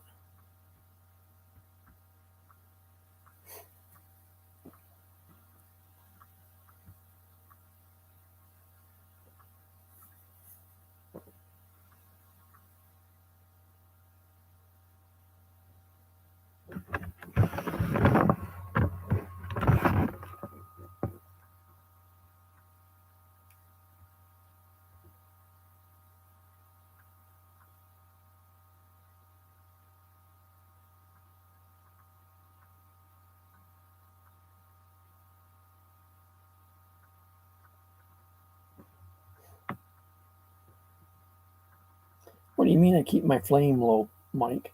You talking about my wood stove or what? Yeah, I remember that, Mike, would come back in the 70s. You bought gas on even or odd days, depending on what your license plate was. And then the cars were lined up out of the gas station and down the street waiting to get in.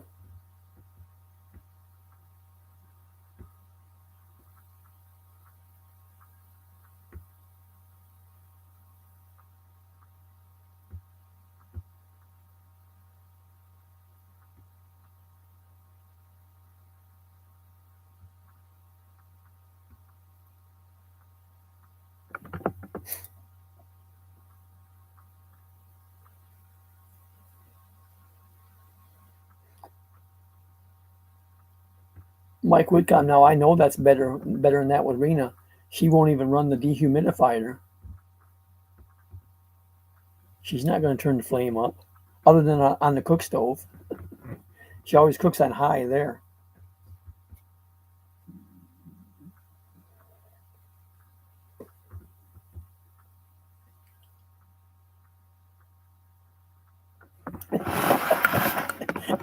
That's what I was just saying.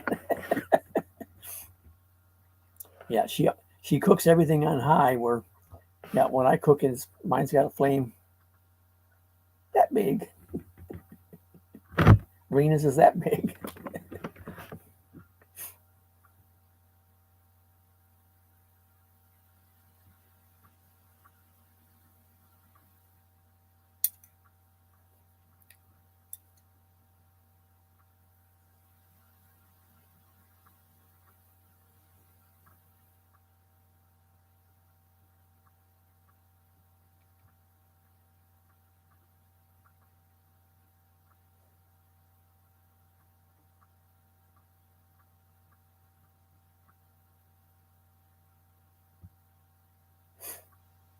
I remember the odd even, but I don't remember ever having to go with, $2 days.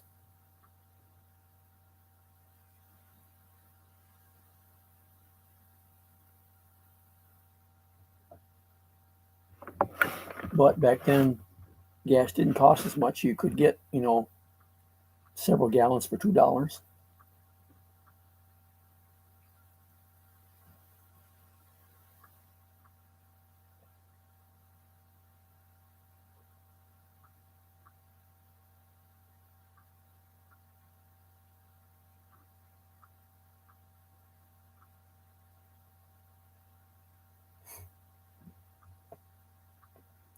I mean, I remember times back then where you stop and put $5 worth of gas in the car, and you put quite a bit of gas in it.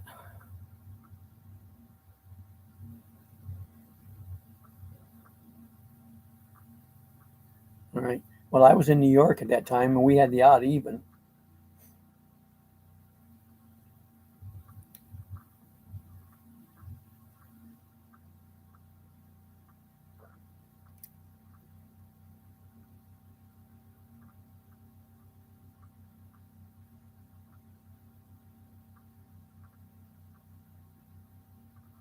Now, it was before I was old enough to drive, but I remember as a kid seeing my dad get gas back when it was only 19 cents a gallon.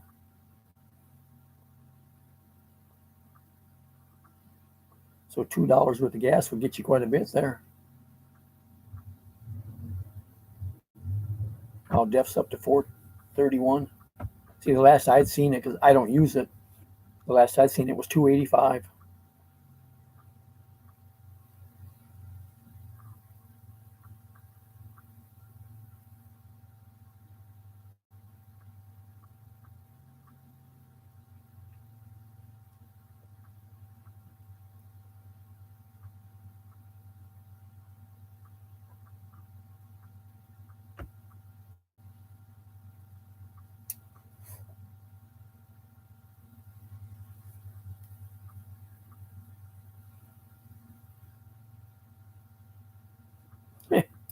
Yeah.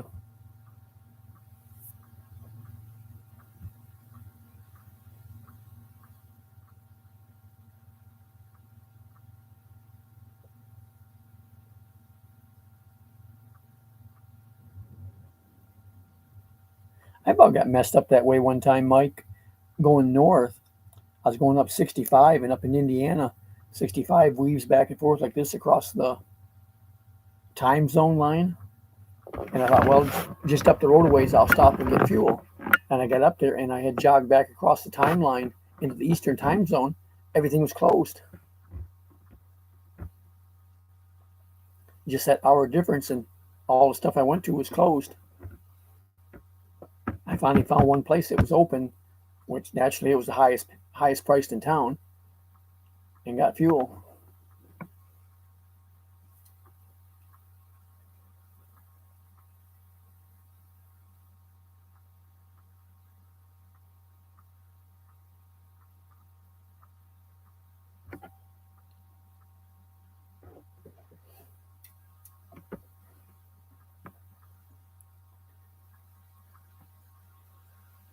Well, there's also talk at different times there, Tony, that China wants the Philippines too.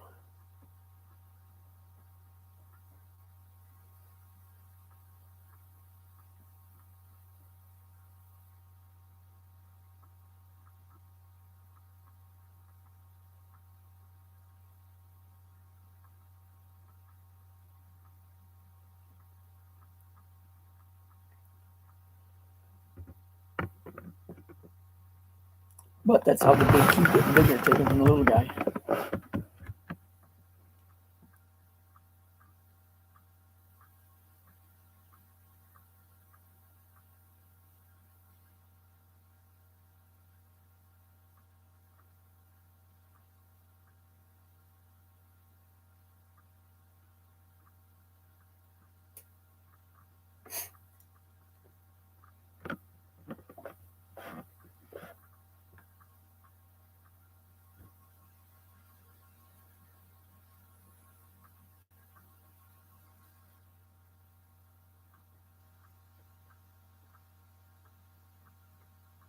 Yeah, but John, sometimes the prostitutes are cheaper than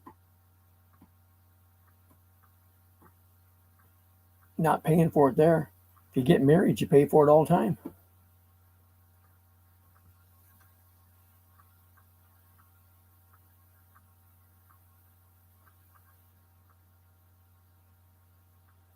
Well, they may be the biggest in land mass, but a lot of their country is like Canada that's not occupied.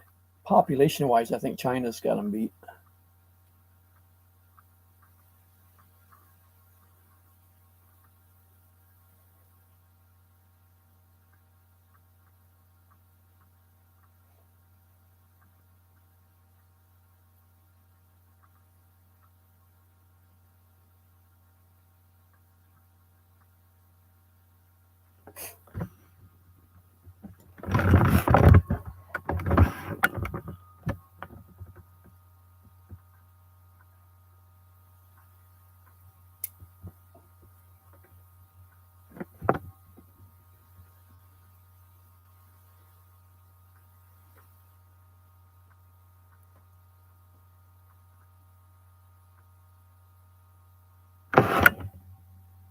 Yeah, that's just like anything else. The best way to clean up that profession would be to legalize it.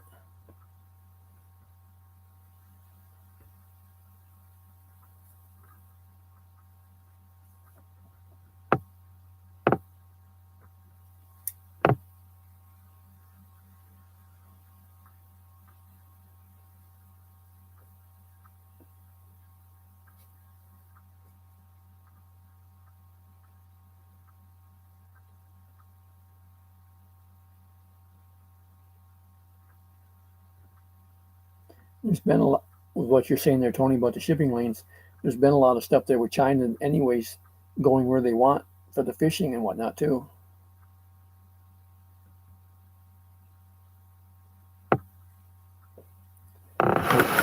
There's been different things I've seen in the news where some of the smaller countries and whatever have been sinking Chinese fishing vessels that are in their waters.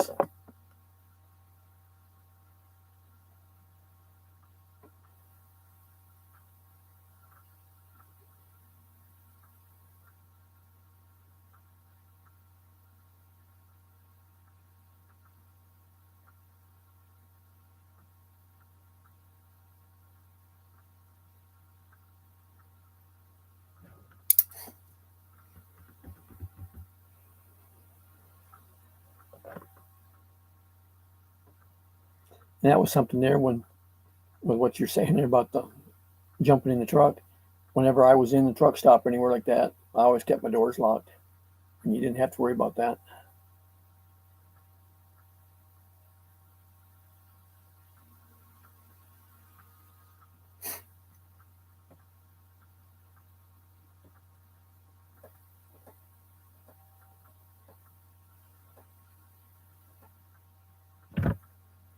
I was in a truck stop in, I don't remember if I was still in Alabama or if I'd gone over into Arkansas. That's right there near the border, wherever I was at. I don't remember now. But chatter kept coming over the CB there that night that there was two young black guys that were wandering through the truck stop. One to come up and knock at your door, and the other one to stand back at the back corner of your trailer.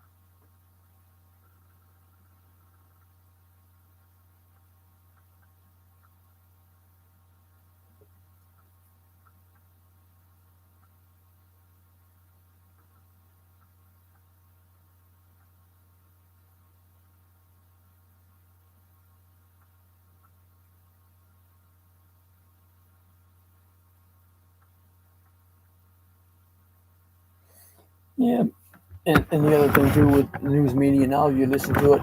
There's a whole new bunch of them now that's pushing now for stricter gun control rules and stuff.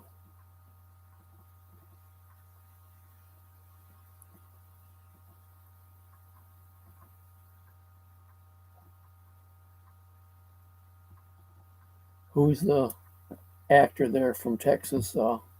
McConaughey or whatever the hell his name is. He was in Washington here just the other day and made a big speech about we need, more gun control and whatnot.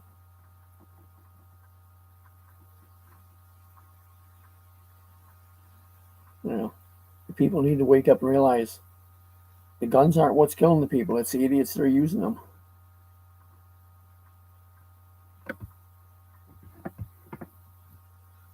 There was a thing here a while back that somebody posted online. They said that they took their gun out, set it on the front porch, leaned it up against the house, and left it there all day. So the mailman came and delivered the mail, and the kids went by and went to school, and this happened and that happened.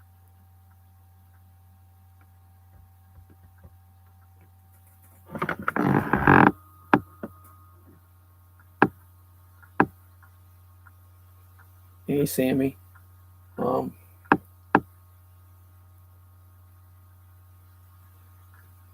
I didn't quite get what you were saying there.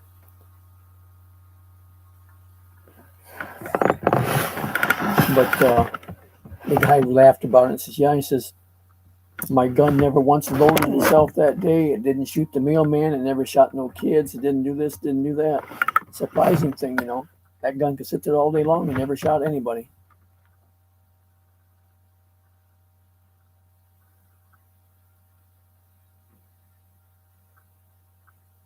Oh, you're saying it's not short? Yeah, I know. Whenever I come on here and have time and figure I'm going to do a long one,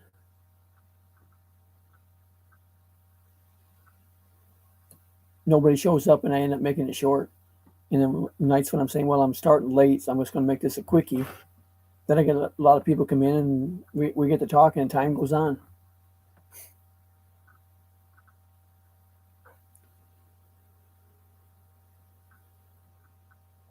But that's all right. As long as everybody's having a good time, I don't care.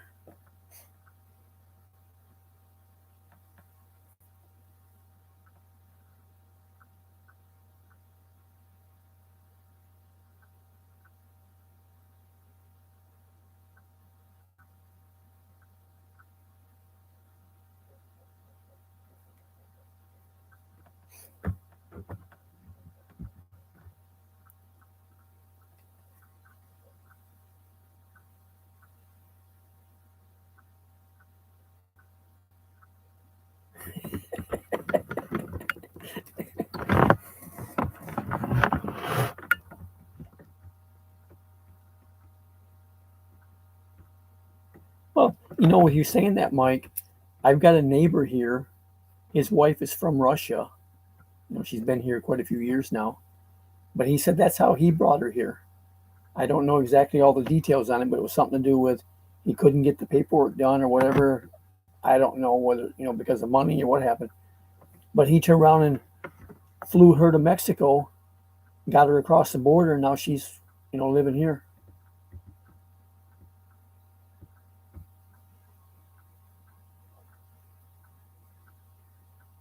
There's a lot of people come across the Mexican border. And actually,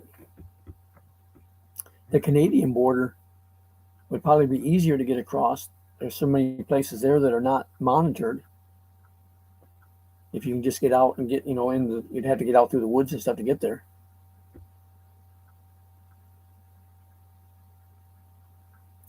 Sammy, don't give away all of our secrets.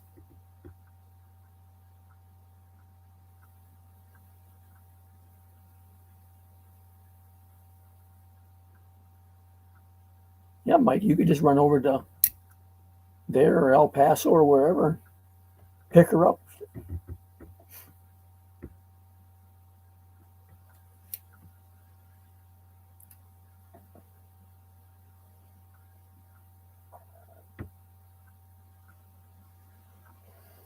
Yeah, but it's not cold there now, John. Canada in the summertime is nice.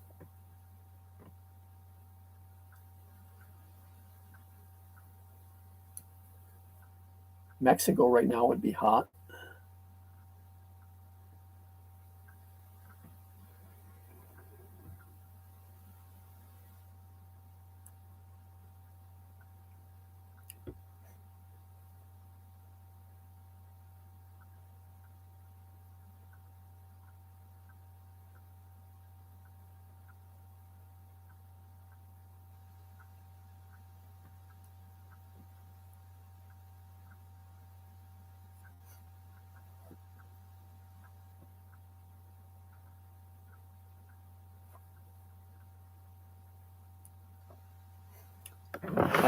When I lived up north, I used to get over into Canada a lot during the summer. We used to go camping there and stuff.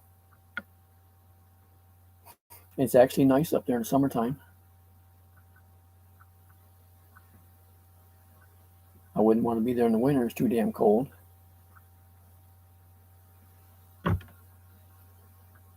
I lived in northern New York where we dealt with 20 and 30 below zero a lot, but that was cold enough.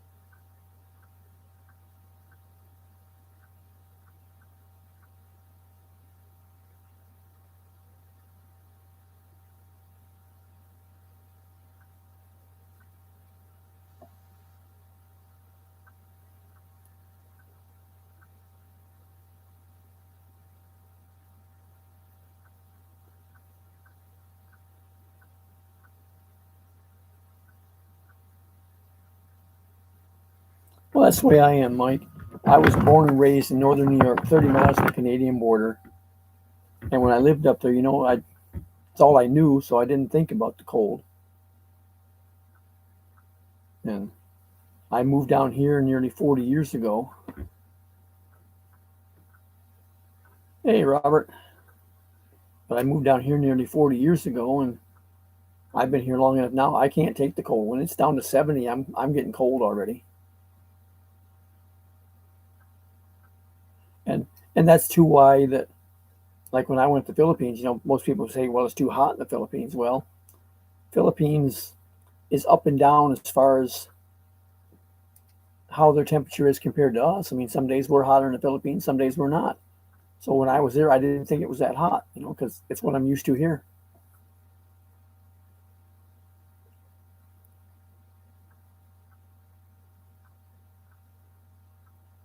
Yeah, I agree with you, Ken.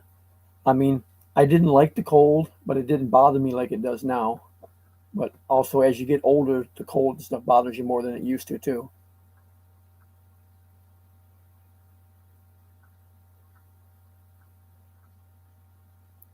But the thing that bothered me the most with the cold up there was my hands and feet got cold so easy, and then I was hurting if I was outside in it too much.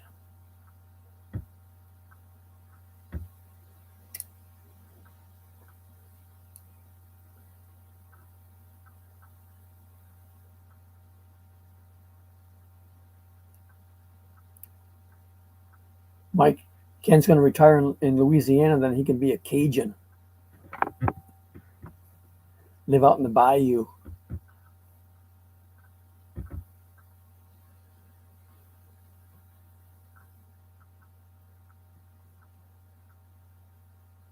Yeah, that's why I say, Mike, that Florida and stuff is a lot like the Philippines.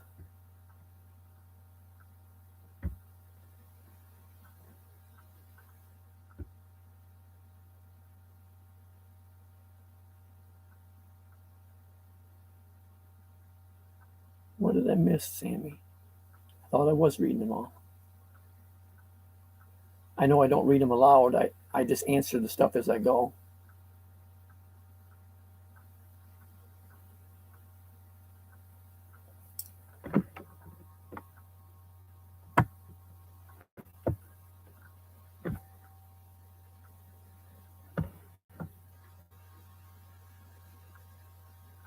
Or you, or you referring to the one where you said the Philippines is too hot because you were there? I saw that.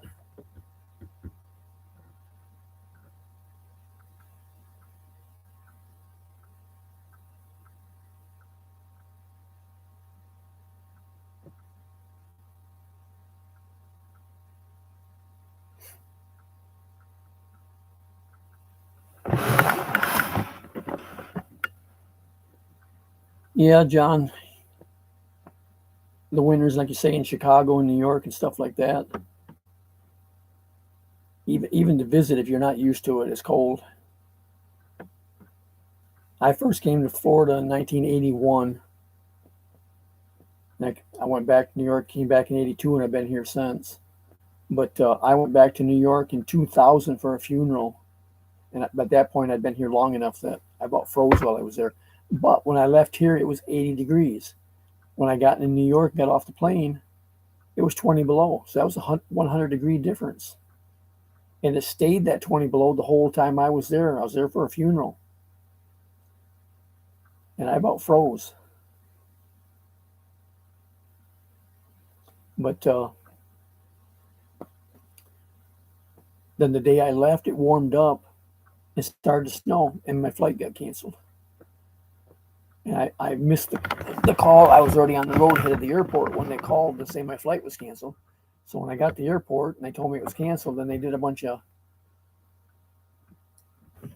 looking around on the computer and found a flight on a different airline that ended up being a direct flight where my previous flight had one layover.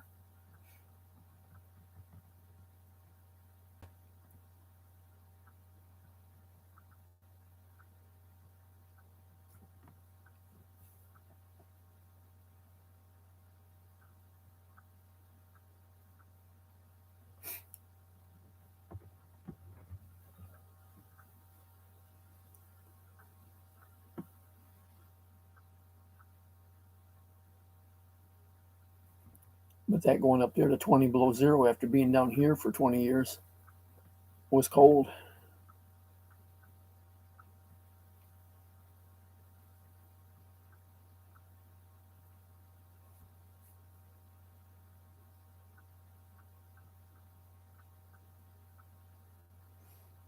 Yeah. I don't look forward to them 100-degree days either, which we'll get them come summer, into the later in the summer. But right now, for all this week, tomorrow's 94, Friday's 90, and Saturday 86, Sunday 87, Monday back to 90, Tuesday 90, Wednesday 92. We're not far from that, but hasn't broke the 100 yet. Here a month or so ago, we was upper 90s every day in bad needed rain. Now we're getting the rain, which helps to cool it off some, but if you don't get enough of it to really cool it down and it just drizzles, then it makes it muggy.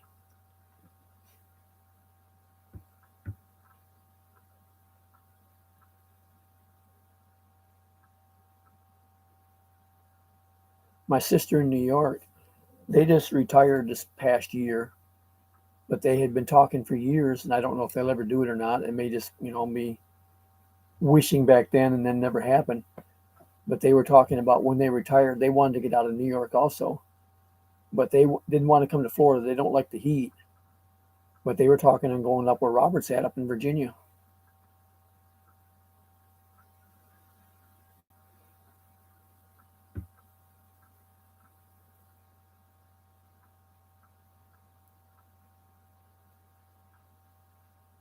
Which I think Virginia is kind of a happy medium between New York and Florida. And it's also a pretty country.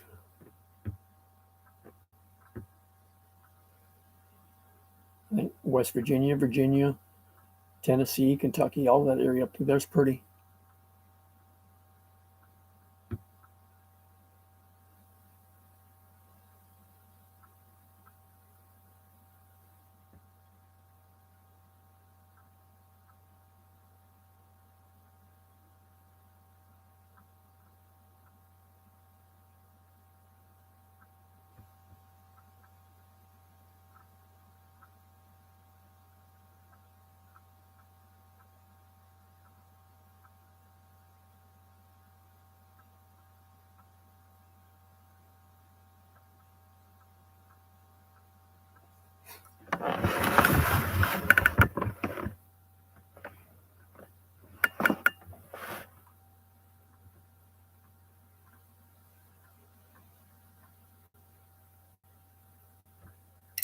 Well, if you get too far south, John, you know, Georgia, Florida, Mississippi, Alabama, Louisiana, Texas, New Mexico, Arizona, Southern California, all of that gets pretty hot.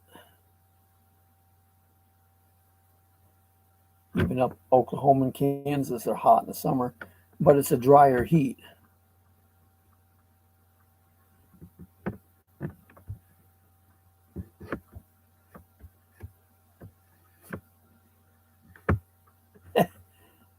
I don't want any puppies, Ken. I want to get rid of some kitties.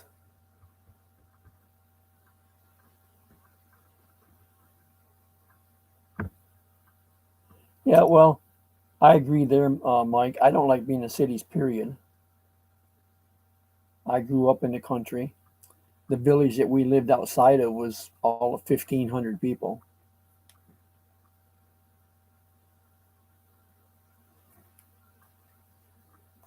But I just don't like, the noise and the traffic and the congestion and stuff in being in towns. That's why I like in the Philippines. I don't want to be someplace like Manila or wherever. I'd rather be out in the province.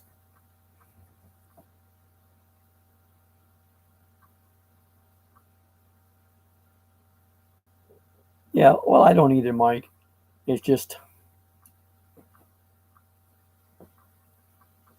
the heat or the cold, either one wears you out.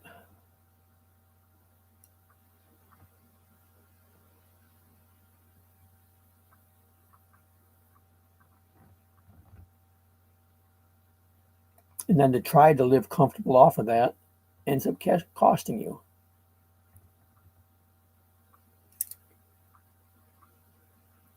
And like I said before, my eyes are bothering me a bunch right now. I've been on here too long, I guess. I don't know. But like I said before, I'm just too damn cheap. And I get upset when my electric bill goes up. I've been running my ear a lot lately. But I guess I shouldn't complain too much because my electric bill is way better than everybody else I talk with. My electric bill last month was up. I figured it was going to be up a bunch because I've been running the AC a lot. It was $56. The month before it was 50. The month before that it was 51.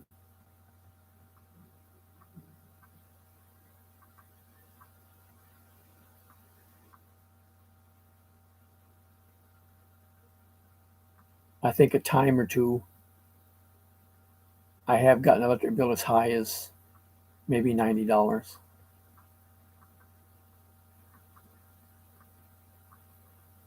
Now I hear neighbors talking all the time with theirs. Theirs is over 200. I just can't see what are they running that's costing that much.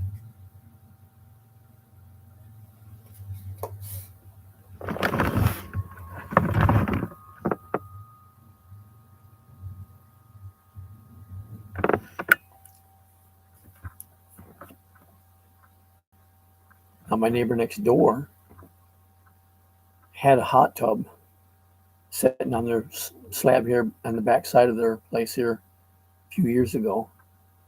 When they first put it in, she was telling me they got that and got all excited about it. They was going to have friends over and they could all go out there and sit in the hot tub, and have a few drinks and whatnot. She had it all set up and had it running and left it running, I guess, all month, whatever. She says when the electric bill came in, it was over $700. She about had a heart attack.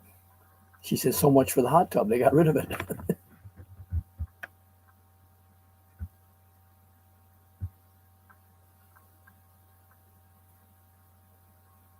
120, 180. Yeah. And that's what I say, Mike. I hear that from a lot of people. There's that over 200 here. One neighbor across the road's always complaining his is over 200. But part of theirs is stupidity because he'll say they don't have central, heat air. They've got window units. They said they'll have the air conditioners running and the friggin' front doors open. I mean, that's just stupidity.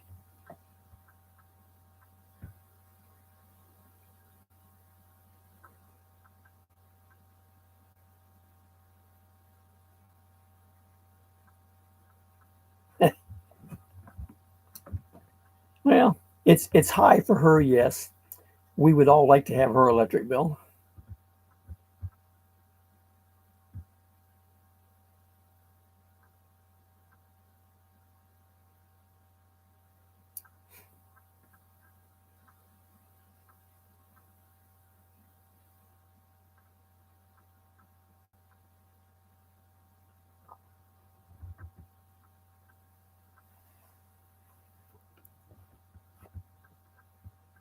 I just summer's electric's around 120 in the winter, down to 60. What do you use for heat, Ken?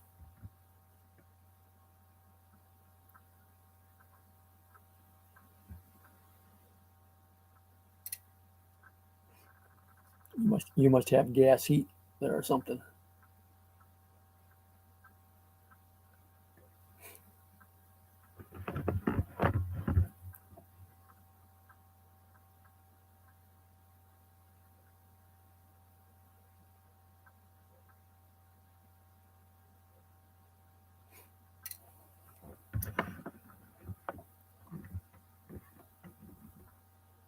One of the things that keeps my electric down too is because I use gas for all my major stuff here.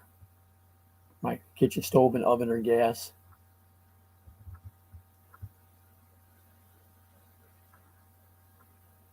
And heat with gas. Okay. Natural gas or LP?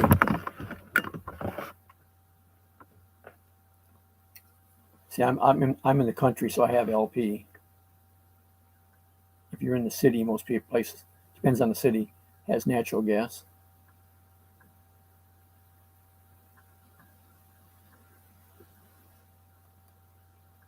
But I use the LP gas for my cook stove and oven, my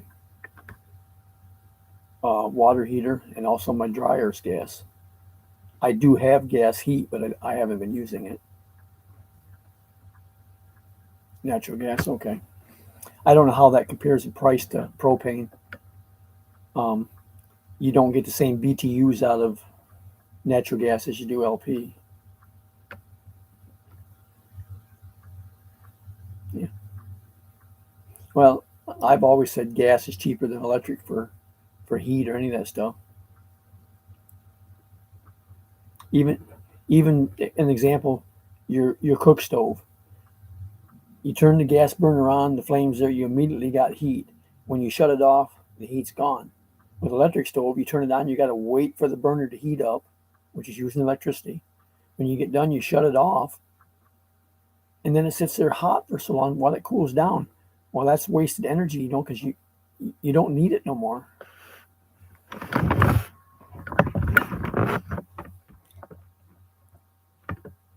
But it's hard to get people to understand that.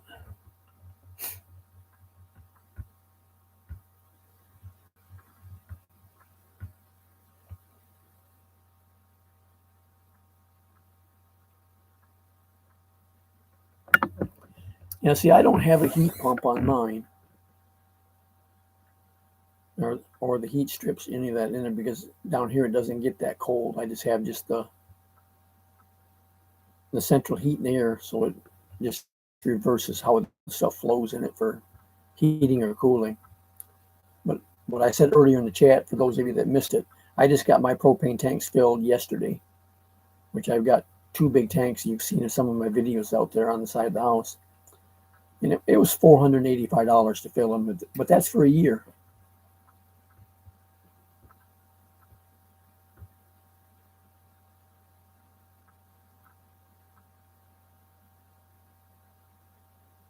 Yeah, I've got a neighbor that put a switch on his water heater also.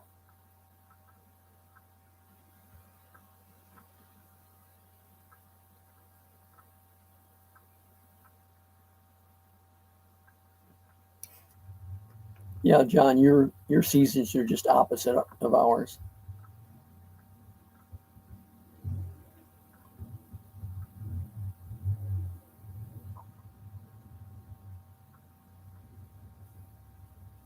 Now, like I said, my gas was $485 for what he put in.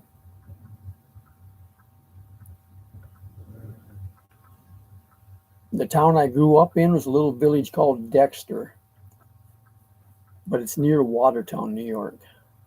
But you'll find Watertown in most any map.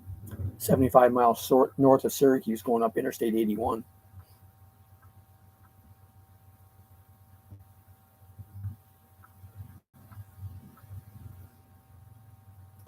Thanks for coming by, Sammy. You take care.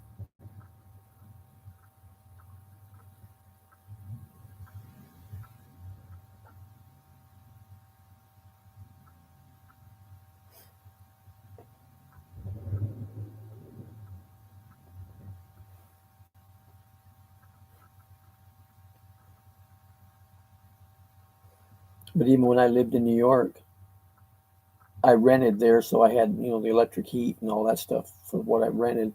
But at home with my parents when I was a kid, we had LP for the house stuff there too. When I was real young, we didn't have propane for anything but the kitchen stove. And then they just had two of those 100-pound cylinders sitting out there that had to be refilled real regular. But our heat was the old kerosene uh, stoves.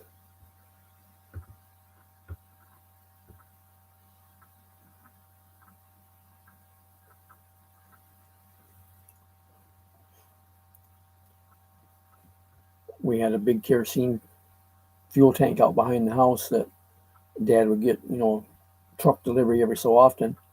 But sometimes throughout the winter, he would take a couple 5-gallon cans to work with him each, when he went to work, and stop at the local gas station on the way home at night and get them filled up, so 10 gallons of kerosene to dump in it, in the meantime. But back then, kerosene was cheaper. Now kerosene costs more than gas or diesel does, which it shouldn't. It's a cheap fuel. Diesel should be less than gasoline, but it's not.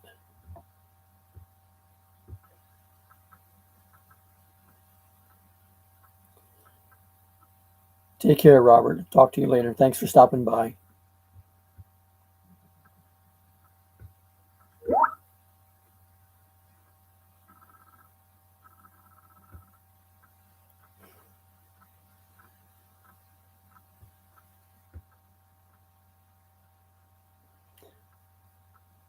Let's take it easy. Let's take it easy, John, or I'll ask you to leave.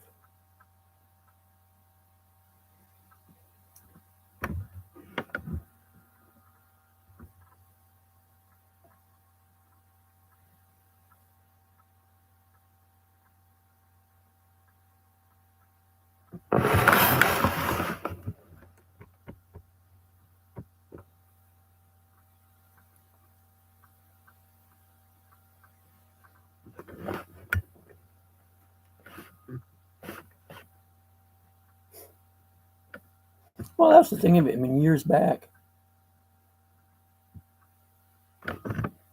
Yeah, but all right,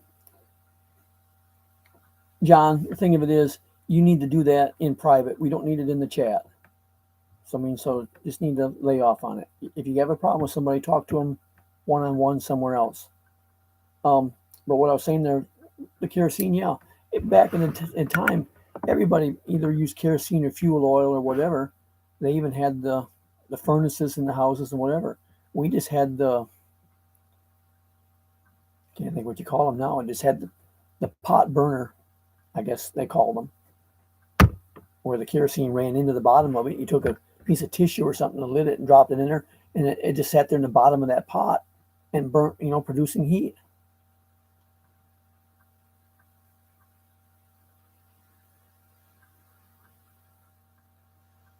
Okay, Mike, we'll catch you later.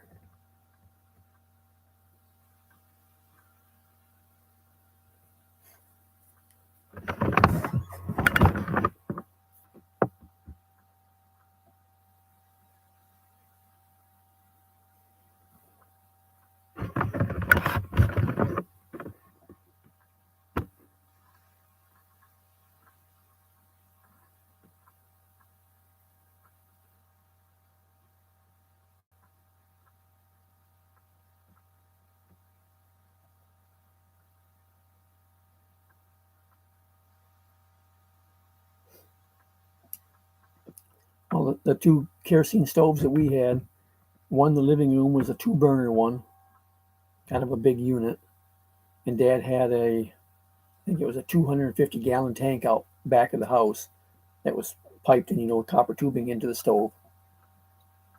And then we had a small 1 burner stove in the kitchen, and sitting out front of the house, in front of the kitchen wall there, was just a 55-gallon drum that was used for fuel.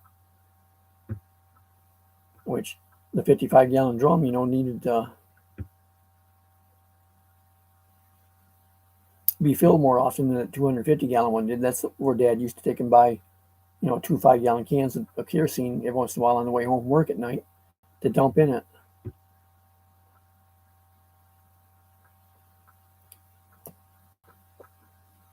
But that's what we grew up with, and except as normal, most people today wouldn't use the kerosene.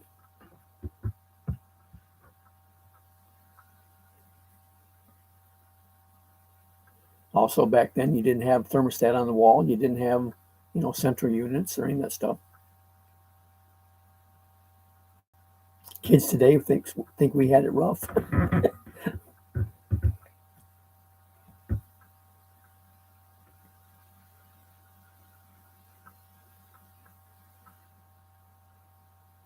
We didn't have a wood stove in the house when I was a kid.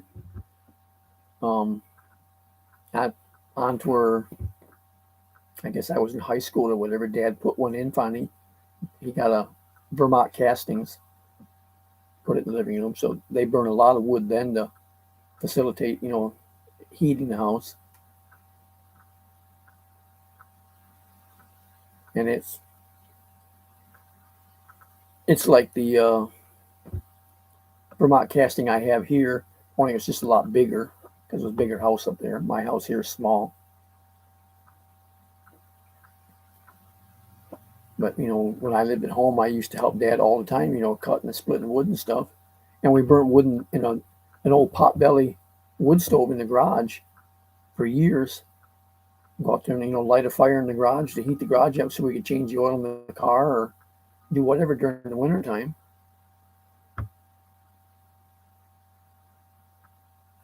Hardest part on doing a lot of that. Yes. It's a little small village right on the east edge of Lake Ontario.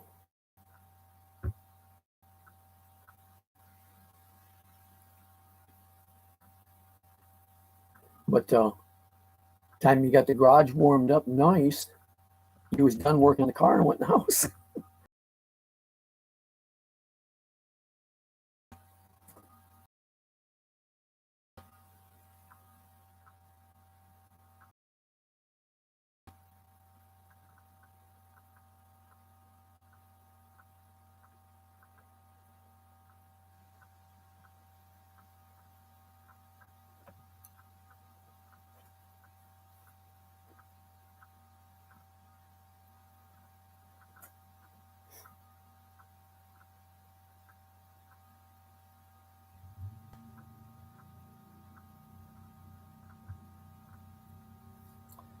It's almost 1,300 miles from where I'm at here.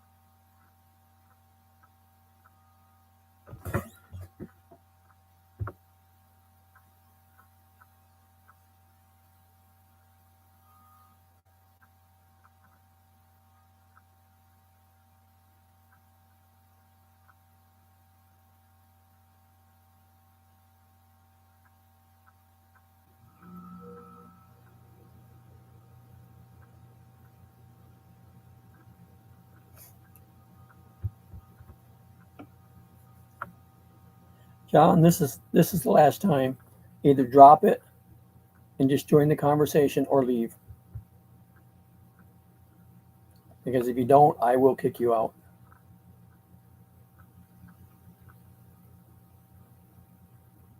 I consider everybody that comes in here friends of mine, and I don't want the bickering back and forth.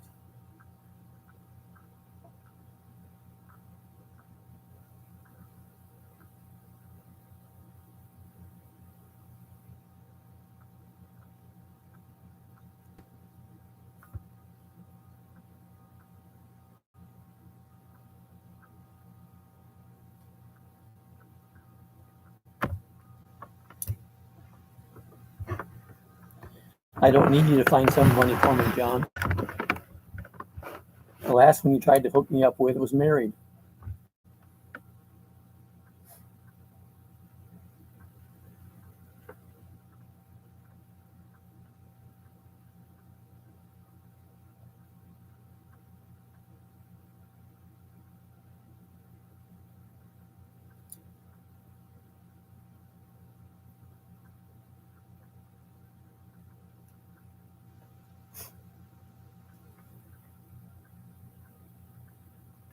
Well, you said other stuff earlier that wasn't generalization.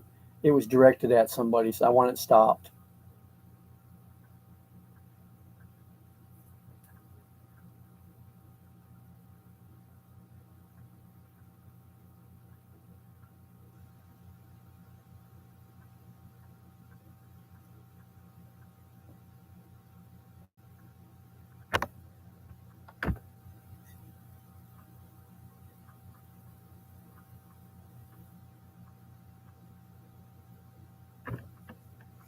I've seen her on a couple other lives since, but I mean, she's a little bit wild, a little bit crazy, whatever. But she was married.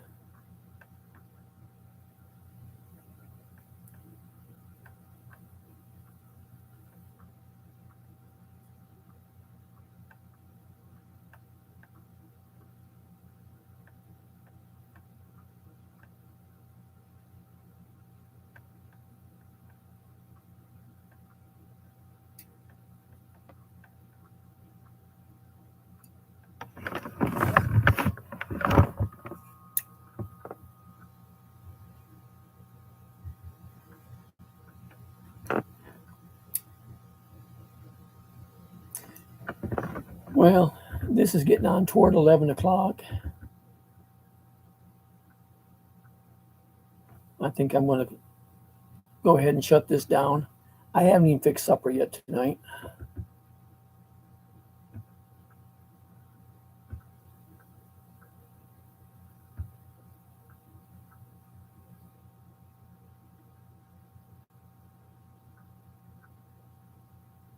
So I'm going to go ahead and end this, guys. I thank you all for coming in tonight. I hope everybody had a good time. We had a good chat going there for quite a while.